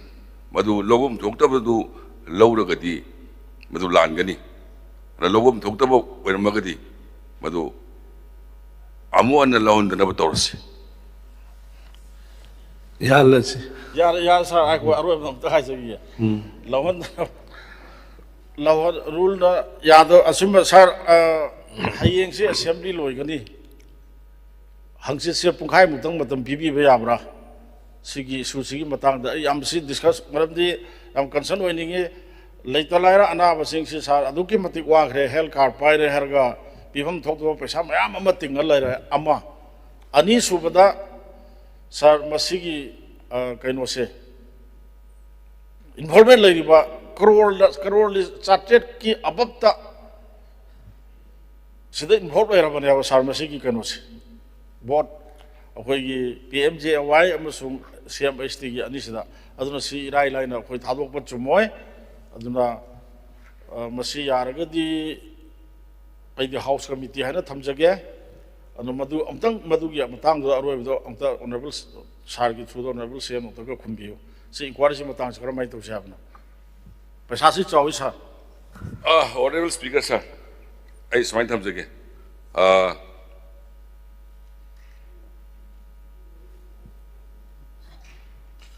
आई समाइ थमजगे खुये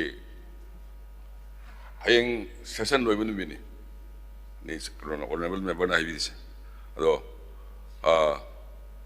फाजना उत फमिनरगा आइंगोंदा सही हाइबिबो मयामदु इन टोटो with documents उत बिबिबे आब्रा अदो आई वारो विदिया दे हयेंग पुंग निपान दा ngak कनुगी bungalow रोमदा लाकबिबे आब्रा CM office दा Ayukta Ayukta ngak deng birone thank you mathangda जे कनो हेन सि मयामना कनो खंगरनी आई लाक्चरगे खंडर से अदुगा असेंबली सिदा लोइदिन अखोइ सि सुम कइनोम द चलहंगि बिया देसा आई नाइजरिना अखोइ सि मणिपुर पुंबा लोइनि येंगि बनि तारि बनि ऑनरेबल सार की थ्रुदा आइना ऑनरेबल चीफ मिनिस्टर की अटेंशन तो तौजगी से 700 above crore स्कैंडल ओरबा पोट अमा मसि थिगछि हाइबनेबा हयेंग पुंग निपान दा फमिनरबा मतुंगदा आई फुल ऑनरेबल चीफ मिनिस्टर दा मसिगी आइडिया से लहलबा मतुंगदा मसिगी थिगतबगी मतंग दो खंगहंद्रगदी सार हाउस तो पोर अब पोटनिना सारगा आई खत खंगनरगा लोइसनले हाइबदुदी सार मसि फागी दागनेबा अदुना हयेंग ऑनरेबल चीफ मिनिस्टर ना अमुक हाउस दा मसिगी फमिनरबा मतुंगदा हाउस तो पुथोरबनिना सी तौसे दो लौथोपिबा याबरा दु थंबियो अना हयेंग अमुक्ता डिटेल्स पीबियो हाइबने फमिनद्रगसु सगे काइदि मयामना कैनोमा खलगिनी फमिनोरिसि कैसु काइदे honourable member but honourable member द लेडिबा डॉक्यूमेंट्स इन डिटेल्स पीबियो हाइबने बट अदुबु फमिनरगा फजना वारी दो सानरगदी हेना नुगाइनी हाइबने आई ऑलरेडी डिपार्टमेंटल इंक्वायरी तौनी दि लौथोक सकरेनको हाइजगरेनको मदुदा मतेंग पांगनबा पीबियो हाइबनेबको बट फमिनरगा पुंग अमनी फमिनरगा फजना सिलेरे ना आइदि पाइदि चेदो हाइपेट ऑनरेबल दो थाबनिना मदो सगी गाहतंग फमिन से हाइबनी आतो आई कनो मदना अमरोम दो कनबिरुनो अदो समानना इन ngasi ऑनरेबल दा हाउस दा इन हाइजगरे मदुरी डिपार्टमेंटल इंक्वायरी मदि तौरनी हाइदना अदुगी मसाक ओइना पीबी बगी ngak फमिन से हाइजबनी आई जी मारे यत पता दो hayeng appropriation do into bi sir yes समाय तौजरसे हयेंग से सर आई सर से संदो आई लौजगे आई पुंग निपान दा फमिनबदुने इन पामिस मरमदि आई जु चे से पिरो कान दगे आई नमी हुमनी चंगी मसी स्टडी तौबदा अदुना ऑनरेबल सर गा फमिनबदु आई याजरे अदुगा सर मखा ताबसे हयेंग appropriation तो लोइसन minus Mathanda, Honorable Member C.K. Megachandra. Honorable Speaker, sir, Siki demand number 9, sorry, demand 11. number 11, health, medical and the health ki da ai gisu conmotion thamjabani sir. Point harap manaba khara yawi ai Manaba di thadu kilo. manaba sing du dai point du la aro atuga. Ai na han ba thanga saba si sidang kitang ai point khara ai gi point khara thamjage. Sir, hujiki health ki scheme sing si masi fajana implement taude aduna maram orkanda Parjar Singh, Lairaba Singh, rural area Singh, the Singh area Singh, the Yaudi, Haiba Sini, Siki points, sir, I know what hope wakara supplement of the English, sir, who's impanel the labor medical private hospital Singh Sida, Sarkar Piki the Walisi, IT Cross Wali. Masigi Sarkana Makwagi treatment of Hivagi, painting liability ladies, IT Cross, sir. Masila iba hujiki wapamsi honorable senior leader ai gitamu Rajina Thambiki bedu hujiki sarkar na masi kari dagi thogla ibano aina suggestion aina masigi input pijaraga di sir masi sarkar ki leriba health department directorate of health department sina masi monitoring sima totally what le evaluation su what le sir monitoring and the evaluations not of the Maram and the high scheme singing for dressing the yow of the neighbor, sir. Aduna immediate requirements, sir. Masina Tamzabata, Masi Hausiki, Haiba Health card, see Ayusman Bharat Pu, wherever suits Minister Gihakshelgi card, wherever suits her. Health card, say Hek Porpaga, go Mengi hospital, wherever su, private hospital, wherever su, doctors in Marie Howre, health card ni Hiragati. Then, sir, Adu Targadi, Pradhan Mantri ki health card, Amasung Chief Minister ki health card se, Masi hospital, sing today is a Marie Tawib se, Makoi the immediate Peshap hang day, and they get light of a singina, one as they lying another honors ribedu, respect to be there. Masi, this is because of the failure of the medical directorate, sir. Masiki monitoring si fazana time to time. Every month OBI or Natraga yearly OBI, must monitoring to the Vania. Aduna is really failure to implement this Ayusman Bharat and the Minister Sexual Cards. Aduna sir, Masida La Eva problem di, Light of a Singchina, Masigi, health cards, almost 2011 caste census Kimatungina, Manipur si, Anabandadi, health cards ki provisions by Bangam. Maramduna, I could Anabandadi, Masai, Ladiva, caste census to reflect over health cards and by Venina. Larger population, the Masigi cards used to in there. Government give medical directorate, medical department, Sinamasi Shoibedegi, Masigi, Haiva, Hausi Hojita, IT, Crorsi, hospital, private sectors, Kakata Walibase, Masida, government, Pitoka the Mogi, treatment of Pitoka the Wallising Sisu, a Soiba. Adegi Haiba, Adegi Tongan Bamayam Sings. Sir, health card, I'm a Pyrakanda. Guwahati the Chandigarh the Delhi, the Sakibakantane. Sir, Kayam the patients in respect of the health card Pyrakura. Health card Pyrakuni Harkadi, yes, welcome, please welcome in this hospital Harkanda. Kari but the Yauduna admission told on the Kanda Sakasaka Yang Hatam the Tadure. Manipur the sir, maybe in the government hospital or private hospital, sir. Masida Tori, Sida, pharmacy, the doctor consent, the Adulo, Karaita, the area, they do the doctor consent, the pharmacy consent, they do the Adwai, do some problem, Karadrama, Kralade. So that Nasai, Magi, light of Prazama, the Madugi, the Atapa, the Lakwa, two in Impal, the Lakungam, the patient. Other generating either Doctor Gamu, pharmacy go, what is his hammering either doom Magi? Anaba Gaziadum Pazana treatment of them. Aduranga Sagi Pashazi, unnecessary jungle level. Despite of this, Ayusman Bharat and the Chief Minister Hakshen, government departments in the Soibati Sar, high facilities in the Pangre, Aduna, in effective implementation of major healthcare scheme, high position in the Mupto Jeribisa. Adunamasi, Gansan, Uziki Pitokadaba, IT Crore Walibasisu.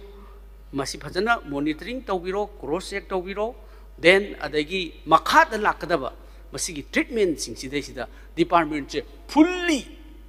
strength tawbiu masi gi strong ohen view monitoring to hun view evaluation lo view sarkar gi leidiba doctors sing administrators sing sina private hospital da changaga masi check tawum changi then government ki mayam sing chatlaga every day masi gi jenims ta rims ta sir adagi atopa private hospital mayam sing chatlaga nuti ki check tawda officer dedicated team amasu thambi bam sarkar ni maramdi achauba scheme mama bharat ki pradhan mantri ki chief minister ki hari si praja khudima phangdoi masidai sida BJP ki haiba congress ki haiba su leite whole population of the poor people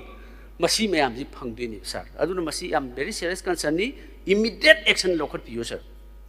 ani subada sir deteriorating the conditions of the district hospital community health center primary health center sir adagi and also sub centers sir masidai sida lei sir ai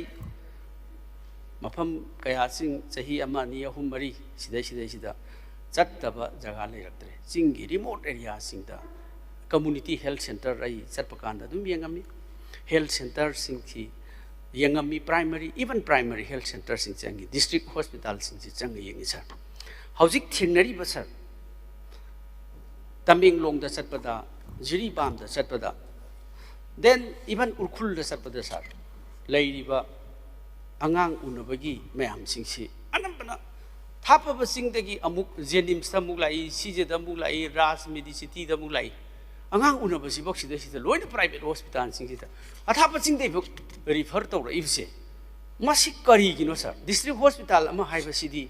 aikona assam da chapaganda district hospital da piba facility then atopa the state sing piba district hospital sing everything major operation bak to bungami then why in Manipur di masi kari ki tawdri no sir district hospital dagi even ai ki concern districts da angang unabase sir yari pukta community helam lai adu dai ju angang unabase sahi taraga muki mamang sida anambana hospital sida delivery tawi private hospital dam da thate jenims da thate rims da tharakte aduna mafam jing sida ki loi ni yengi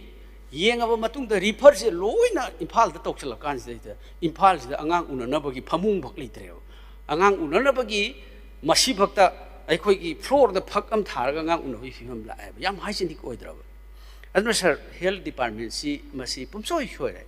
aduna ngasi masi leiba district hospital da ma mathau phajan tawdre community health center sing da mathau tawdre sir primary health center sing da doctor phajana leitre doctor su watle staff sing su laktre aduga phajaba posting khakta tanaduna leire staff su aduna masi phajana monitoring tawbidraba ra kaino khangde aduna leiba mayam sigi sugumba failure mayam sing sina maram orkanda lairaba praja sing de wai irang na solaba sing de wai sir aduna masi leiba tongan ba health care gi condition sing ja thaba sing gi district sing de yamna wai aduna maram orkanda masi serious concern ama adi government na masi Dr. Singh na adi masigi medical directorate ni engine biba sangi aduna sir ahum suba aigi demand mukta despite the growing demands to improve healthcare facility government has not taken adequate measures to upgrade hospital and primary health center sir siju amani sir masi leidiba sarkar gi mayam sing primary health center sing da adagi mamang da chanabi ma oina primary health center sing sida doctor sing the round satana khotana yam tawrami health center sing sida community health center dagi district hospital dagi doctor sing the round satana ahoi primary health sub center sing sida satana khotana tawji nurse khara adagi staff khara dum tawraga dum tawba aduna masi doctor wat pagira adagi staff wat pagira karino sugum mayam sing sisu masi ekoina tawba hujik loina mak phatte haibadi nate sir adum anambana sugum bagi hana paikhalamba mayam sing si hoji paikhalaktabasi ui lairaba masing hengali thabak phangtabagi chang hengali awabagi chang hengali adagi irang sina maram morkanda da economy crisis leibna maram morkanda health ki sector sida achawa miyeng si sarkar na concern tahul janingi sir mari su bai ki point da sir government has failed to ensure uninterrupted healthcare services for the internally displaced persons and the affected communities during the ongoing crisis in these states. Sir, displaced people singse hauzik relief camp kaya da koi na chalaga yang jarure masidai sida lairi basi hoi diabetes ki bp ki hidak si adum regularly pi sengna adum aina thamjarabada aduga masida major anaba kholakpa lakku kan sida laying bangam daba cancer ki kari kai lakku ngam daba si masi aikoina medical department ki masi kari step lokhat piri maramdi yum mai chakre sir adagi sienthum amta leitre sir adagi hana business run toramba hana magi setup plan lejaramba mayam income regular income mayam sindu laktraba mi amana sahi ahum relief camp de leiraba mayam singsina asoba operation major operation lakpa kanda waram gadabadu khallu bada amasung khon thengna bada aduki mati yamna wa khre sir aduna masi karigumba kanda amuksu haujiksi trauma leiba mayam suicide tawdu siba khotpa mayam leiba mayam singse masi kari sarkar na step paikhat piri masi tha taruk ta paikhat pibra tha gi paikhat pibra kari makhoida psycho lakpa mayam sing adagi hoi masing ji yame suicide tawbu social relief camp da suicide tawbu khotpa mayam lare aduna makhoi gi sugumba treatment gi kari mayam sing sidesida kari hauzik si paikhat pirige haiba simasu yamna maru oiba mo oi aduna masigi matang da su sarkar na paikhat liba hauzik mayam sing se thambiu aroibada health ki da sir many government hospital continue to function without adequate diagnostic equipment and the modern medical facilities sir hauzik sarkar gi hospital sing lab sing da adagi then private ki hospital and the lab sing da diagnostic ki tawribasi private na sir 60% taw aduga government ki hospital lab adagi para ko ki government ki chauna linkhali ba tange na legi ba myam sing masi 40% nam to taw sarkar ki sub primary akoi ki health center degi hore sir then community health center da leiba diagnostic ki sarkar ki central ki scheme adagi privatize torokanda madugi krishna gana piriba akoi ki laboratory ki test tawrisi private ni hele sir masigi expensive oiba singsi praja singda wari ba matam sida 60% si average manipur gi akoi ki left ti keno taw matam sida finding je sumaina research taw do fangi aduna sir masigi sarkar gi leiriba district hospital singsi sida kari karamba part ta soibadagi private gi lab singsi da masigi diagnostic ki mayam si chatkribno sarkar gi si serious oi tapigira natragana staff watpadagi machineries lega say suppose community health center singda district hospital da x-ray afaba machine je crore pibe x-ray scan gi kari kai lai adugo private dum chatleba what is the reason behind that sir kari gino maram si lem na tawgada bo potu da tawdana adagi private hospital da chatlibisi gi maram si kari no masai de dani sir ekhoina digi hospital gi care masi government gi adagi health care singsidesida laiba problem farak si sir aduna masi kari maram degi laibnu sir then adagi health center then community health center then district hospital then state hospital later masida hana maruina kitang imphal ki city jenims rims private ki sigi laiba hospital singsidegi kilometer kuntra hek haido khibada di sir both side north south east west kilometer kuntra hek thau khibada minute suppose minute kun natraga kuntra nifu thau khiba matamda health center sin anam lele adu health center singsidda hida matam kharagi mamangda sahi taragi mamangda 24/7 sin leiram me huji se 24/7 jam ta udre sa aina clear example haijarabada kilometer kun amutang lape adagi ahoi gi thauban then keno ai gi kendra hairasi ai example am clear haijarabada khoi rom da adagi then charang pata PIC ꯑꯗꯒꯤ public health ꯁꯦꯟꯇꯔꯁꯤ ꯂꯩꯌꯦ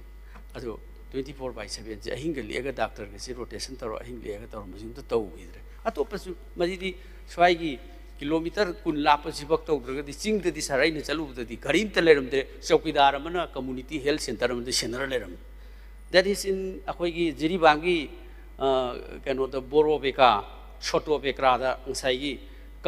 ꯆꯧꯀꯤꯗꯥꯔ ꯑꯃ ꯆꯦꯟꯊꯣꯔꯛꯑꯦ ꯑꯩꯅ community health ꯁꯦꯟꯇꯔꯗ ꯌꯦꯡꯕ ꯆꯠꯄꯀꯥꯟꯗ ꯁꯥꯔ ꯑꯗꯒꯤ district ꯍꯣꯁꯄꯤꯇꯥꯜꯗꯨꯗ operation ꯇꯧꯕꯒꯤ ꯂꯩꯔꯝꯗꯦ ꯗꯦꯟ ꯑꯗꯩ ꯎꯈ꯭ꯔꯨꯜꯗ ꯍꯥꯏꯔꯤꯕꯁꯤꯡꯁꯦ ꯁꯦꯝ ꯊꯤꯡ ꯆꯧꯀꯤꯗꯥꯔ ꯑꯃꯗ ꯁꯤꯟꯅꯔꯒ ꯗꯥꯛꯇꯔꯁꯤꯡꯁꯤ ꯆꯥꯡ ꯅꯥꯏꯅ ꯍꯪꯉꯨꯔꯀꯥꯟꯗ ꯑꯗꯨ ꯑꯗꯥ ꯇꯧꯏ ꯑꯗꯒꯤ ꯆꯥꯡ ꯅꯥꯏꯅ ꯂꯥꯛꯇꯦ ꯑꯗꯨꯝ ꯍꯥꯏꯕ ꯑꯗꯨꯅ 24/7ꯒꯤ ꯁꯥꯔꯚꯤꯁꯁꯤꯁꯨ ꯃꯁꯤ ꯑꯣꯜꯃꯣꯁ ꯑꯗꯨꯝ ꯇꯧꯈꯤꯗꯕꯒ ꯃꯥꯟꯅꯔꯦꯕ ꯁꯥꯔ ꯑꯗꯨꯅ ꯃꯁꯤ ꯀꯔꯝꯍꯥꯏꯅ ꯇꯧꯔꯛꯈꯤꯕꯅꯣ ꯁꯥꯔ ꯍꯧꯖꯤꯛ ꯁꯔꯀꯥꯔꯅ ꯍꯥꯏꯔꯤ ꯑꯗꯒꯤ ꯂꯩꯔꯤꯕ ꯃꯌꯥꯝ ꯗꯤꯄꯥꯔꯠꯃꯦꯟꯒꯤ ꯃꯌꯥꯝꯅ ꯍꯥꯏꯔꯤ ꯁꯦꯟꯇ꯭ꯔꯦꯜ ꯒꯣꯔꯃꯦꯟꯠꯅ ꯍꯥꯏꯔꯤ ꯍꯦꯜꯊ ꯀꯦꯌꯔ ꯏꯟꯗꯁꯇ꯭ꯔꯤꯁ ꯑꯩꯅ ꯑꯔꯣꯏꯕꯗ ꯄꯣꯏꯟꯠꯇ ꯂꯥꯛꯅꯤꯡꯉꯤꯁꯦ ꯑꯩꯒꯤ ꯃꯨꯚꯁꯤꯒꯤ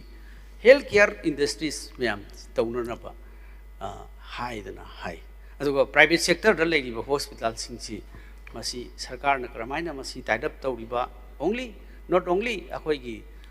ꯍꯦꯜꯊ ꯁ꯭ꯀꯤꯝꯁꯤꯡ ꯑꯌꯨꯁꯃꯥꯟ ꯚꯥꯔꯠ ꯑꯗꯒꯤ ꯆꯤꯐ ꯃꯤꯅꯤꯁꯇꯔꯒꯤ ꯍꯛꯁꯦꯜ ꯍꯥꯏꯕꯁꯤ ꯅꯠꯇꯕꯗ ꯁꯔꯀꯥꯔꯅ ꯄꯥꯏꯈꯠꯂꯤꯕꯁꯤ ꯆꯍꯤ ꯈꯨꯗꯤꯡꯒꯤ ꯄ꯭ꯔꯣꯒ꯭ꯔꯦꯁ ꯂꯩꯅꯅꯕ ꯇꯥꯝ ꯈꯨꯗꯤꯡꯒꯤ ꯄ꯭ꯔꯣꯒ꯭ꯔꯦꯁ ꯂꯩꯅꯅꯕꯒꯤ ꯄꯣꯂꯤꯁꯤꯁꯤ ꯀꯔꯤꯅꯣ ꯁꯔ ꯁꯤꯗ ꯂꯩꯔꯤꯕ ꯑꯇꯣꯞꯄ ꯑꯩꯈꯣꯏꯒꯤ ꯁ꯭ꯇꯦꯠꯁꯤꯡꯗ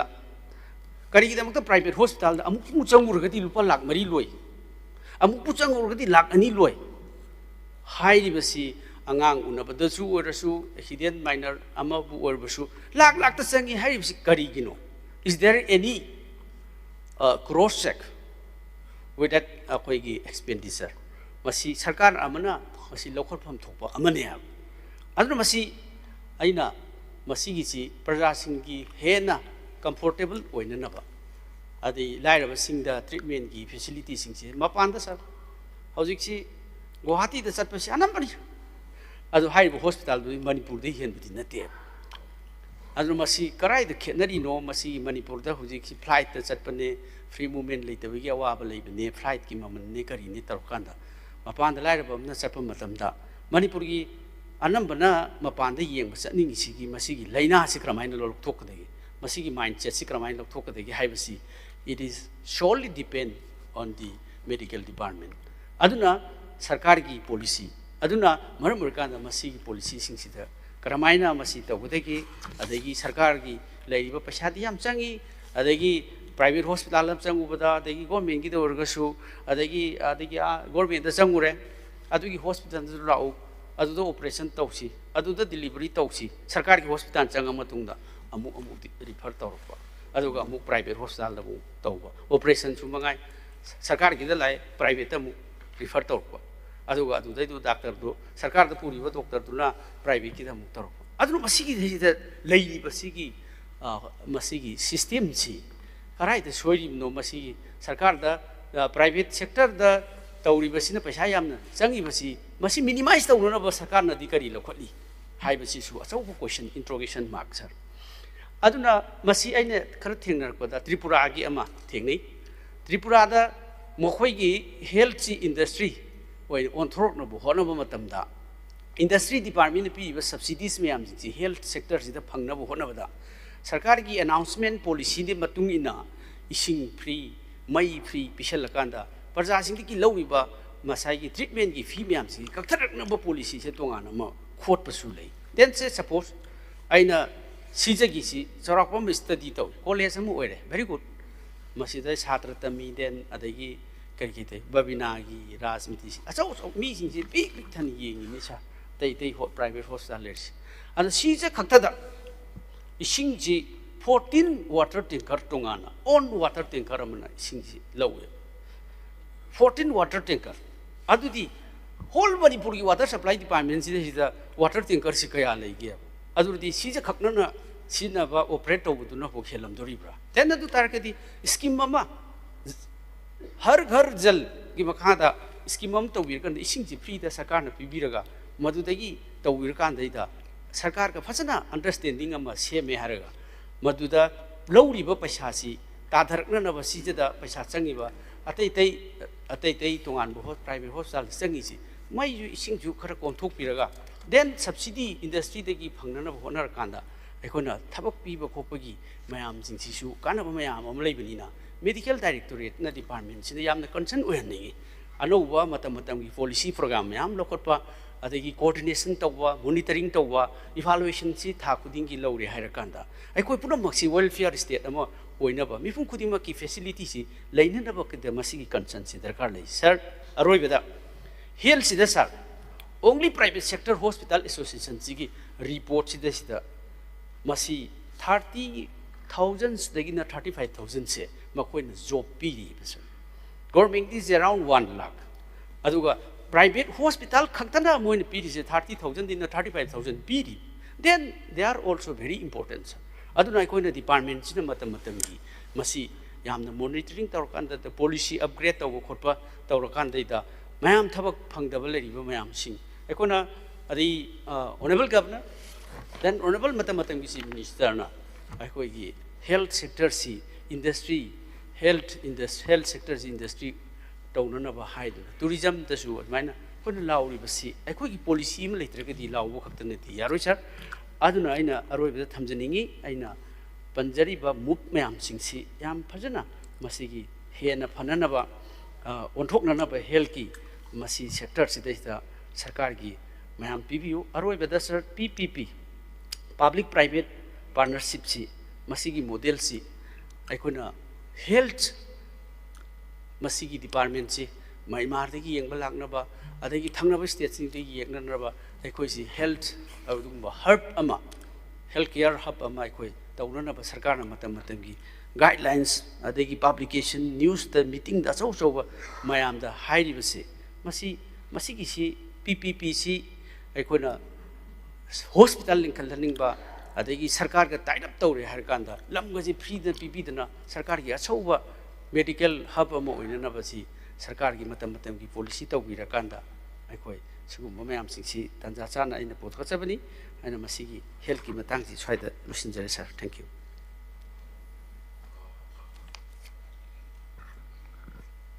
हेल्थ सी कम कंसर्न ओइनबनिना ये फनबैना हाइबिरकपनि लौजे अदा सुम हेल्थ सेक्टर सी साइडगी सुम ऑनरेबल रंजित लाहुबिरमगा ऑनरेबल मखा ताबिरी कोई असोइबा मयाम सुम पुथोकपसिदा अफबसिंगदि लोइ कौथोकपदमाइना कोइसि तौनरे हम समजमना as per the record is concern कोई इन्फेंट मोर्टेलिटी रेट सी कंट्री सिदा the entire country is 3 deaths per 1,000. Angang lisingama unabada hogi ahum si sina khwaidagi India gi manungda number rate haisabatai haidi hoi department nama leiragadi maduga soiba angangma tu mayam takpiri tu mitna singnabani adubu sagi health department si yamna sincerely na tabuk tawgi mami su adum tabat मैम lady सिने इन थमजनिंग से देन से ताकपीरी दो कोई PIC का CIC का कोई 93 approved primary health center सिदा 86 समबदे fully function तौजरे अदुगा तरा तरे अमा हाइजबताई सिगी कनु प्रपोजल लेबुदु तरेट अमा कनु अपग्रेडेशन तौजरे कम्युनिटी हेल्थ सेंटर वेना दुगा सास्की की मखादा कोई प्रोजेक्ट कुनमंगा अमा पाइखली कोई डिस्ट्रिक्ट खरदा दुगा दो 200 बेडेड वेगनी दे लोइनना थमजनिंग से relief camp da leiba oi IDP sing yam seriously concerned oina yengjeri haitai relief camp da sahi ani sida 25,819 लिसिंग कुमागा सनीपान के ट्रांपन कोई relief camp Singh the visit तौरे 2026 फाउदा दुगा लोइना कोई तोंगाना IDP लाइव सिंह दा कोई हेल्थ कार्ड सारे पीरी कोई हानगी हेल्थ कार्ड सिंह पाइजबा दुगी मथक्ता कोई हेल्थ कार्ड सिंह कोई पिजरी दुगा मेंटल हेल्थ सपोर्ट सुदुम पिजरी समना कोई मेंटल हेल्थ टीम ना कोई लिसिंग अमगा निफु रक कोई सतना मोर देन 1000 अवेयरनेस प्रोग्राम कोई तौजगर है दे लोइना कोई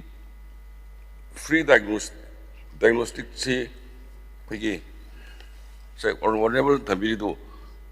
प्राइवेट तना हेक सर्कल लेना अदो प्रैक्टिकल लेने सुनियंग जबदा रिम्स खंगदे जेनिम्स खंगदे फ्रॉम एनी वर्ड हाइजबता है मी जादुम फुल लेरगा टिकट ककपुई क्यू अदी गवर्नमेंट की हॉस्पिटल सिंसी सर्विस ती अदुम फजना अदुम पीरेन लौजे आई सागे हे येंगबा बावई रिम्स चला चला हे येंगजे अदा कोई पॉपुलेशन हेंगलकपा दुगा स्वाइसदा इंफ्रास्ट्रक्चर की अवार्ड पर लाकपा दिगी डॉक्टर की अवार्ड पर लाकपदी बदु आई कंसर्न ओइब्राइ न खंजे कोई यदि पॉपुलेशन हेंगलकपा ना हेंगलकपा अदुगा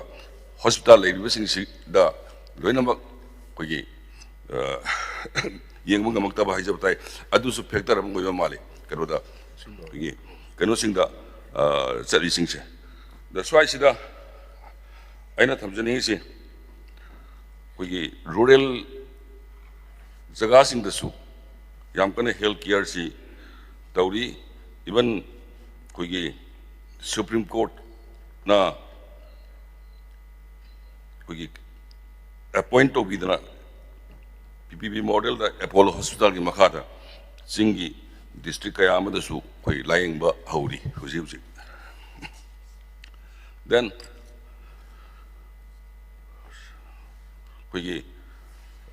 free diagnostic facilities national health mission का लोइना सथजरी 2018 दगी सथरपसिना more than 30 lakh patient benefit फंगरे दुगा 2 crore हेनमना कोई टेस्ट कंडक्ट तौरे अदुना सगी ऑनरेबल ना Hibi थमिरिब सिंदु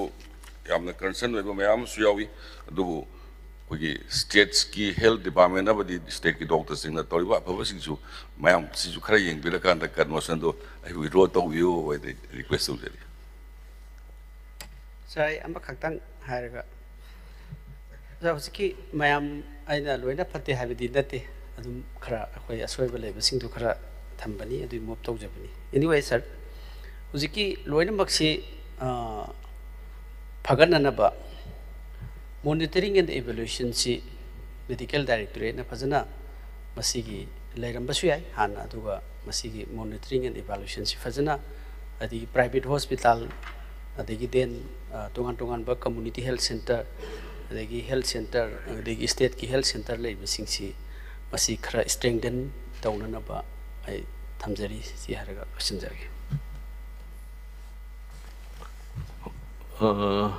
House is in the Pung and Pova, the John Total.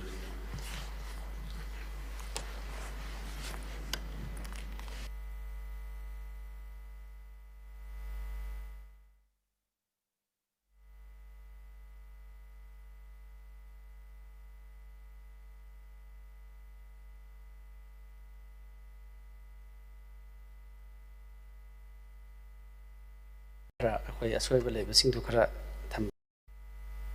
तोंगान तोंगान बा कम्युनिटी हेल्थ सेंटर अदगी हेल्थ सेंटर अदगी स्टेट की हेल्थ सेंटर लेबसिंग सी मसी खरा स्ट्रेंथन तौननबा आई थमजरी सि हारगा क्वेश्चन जगे House is in the Pung and Pova, the John Total.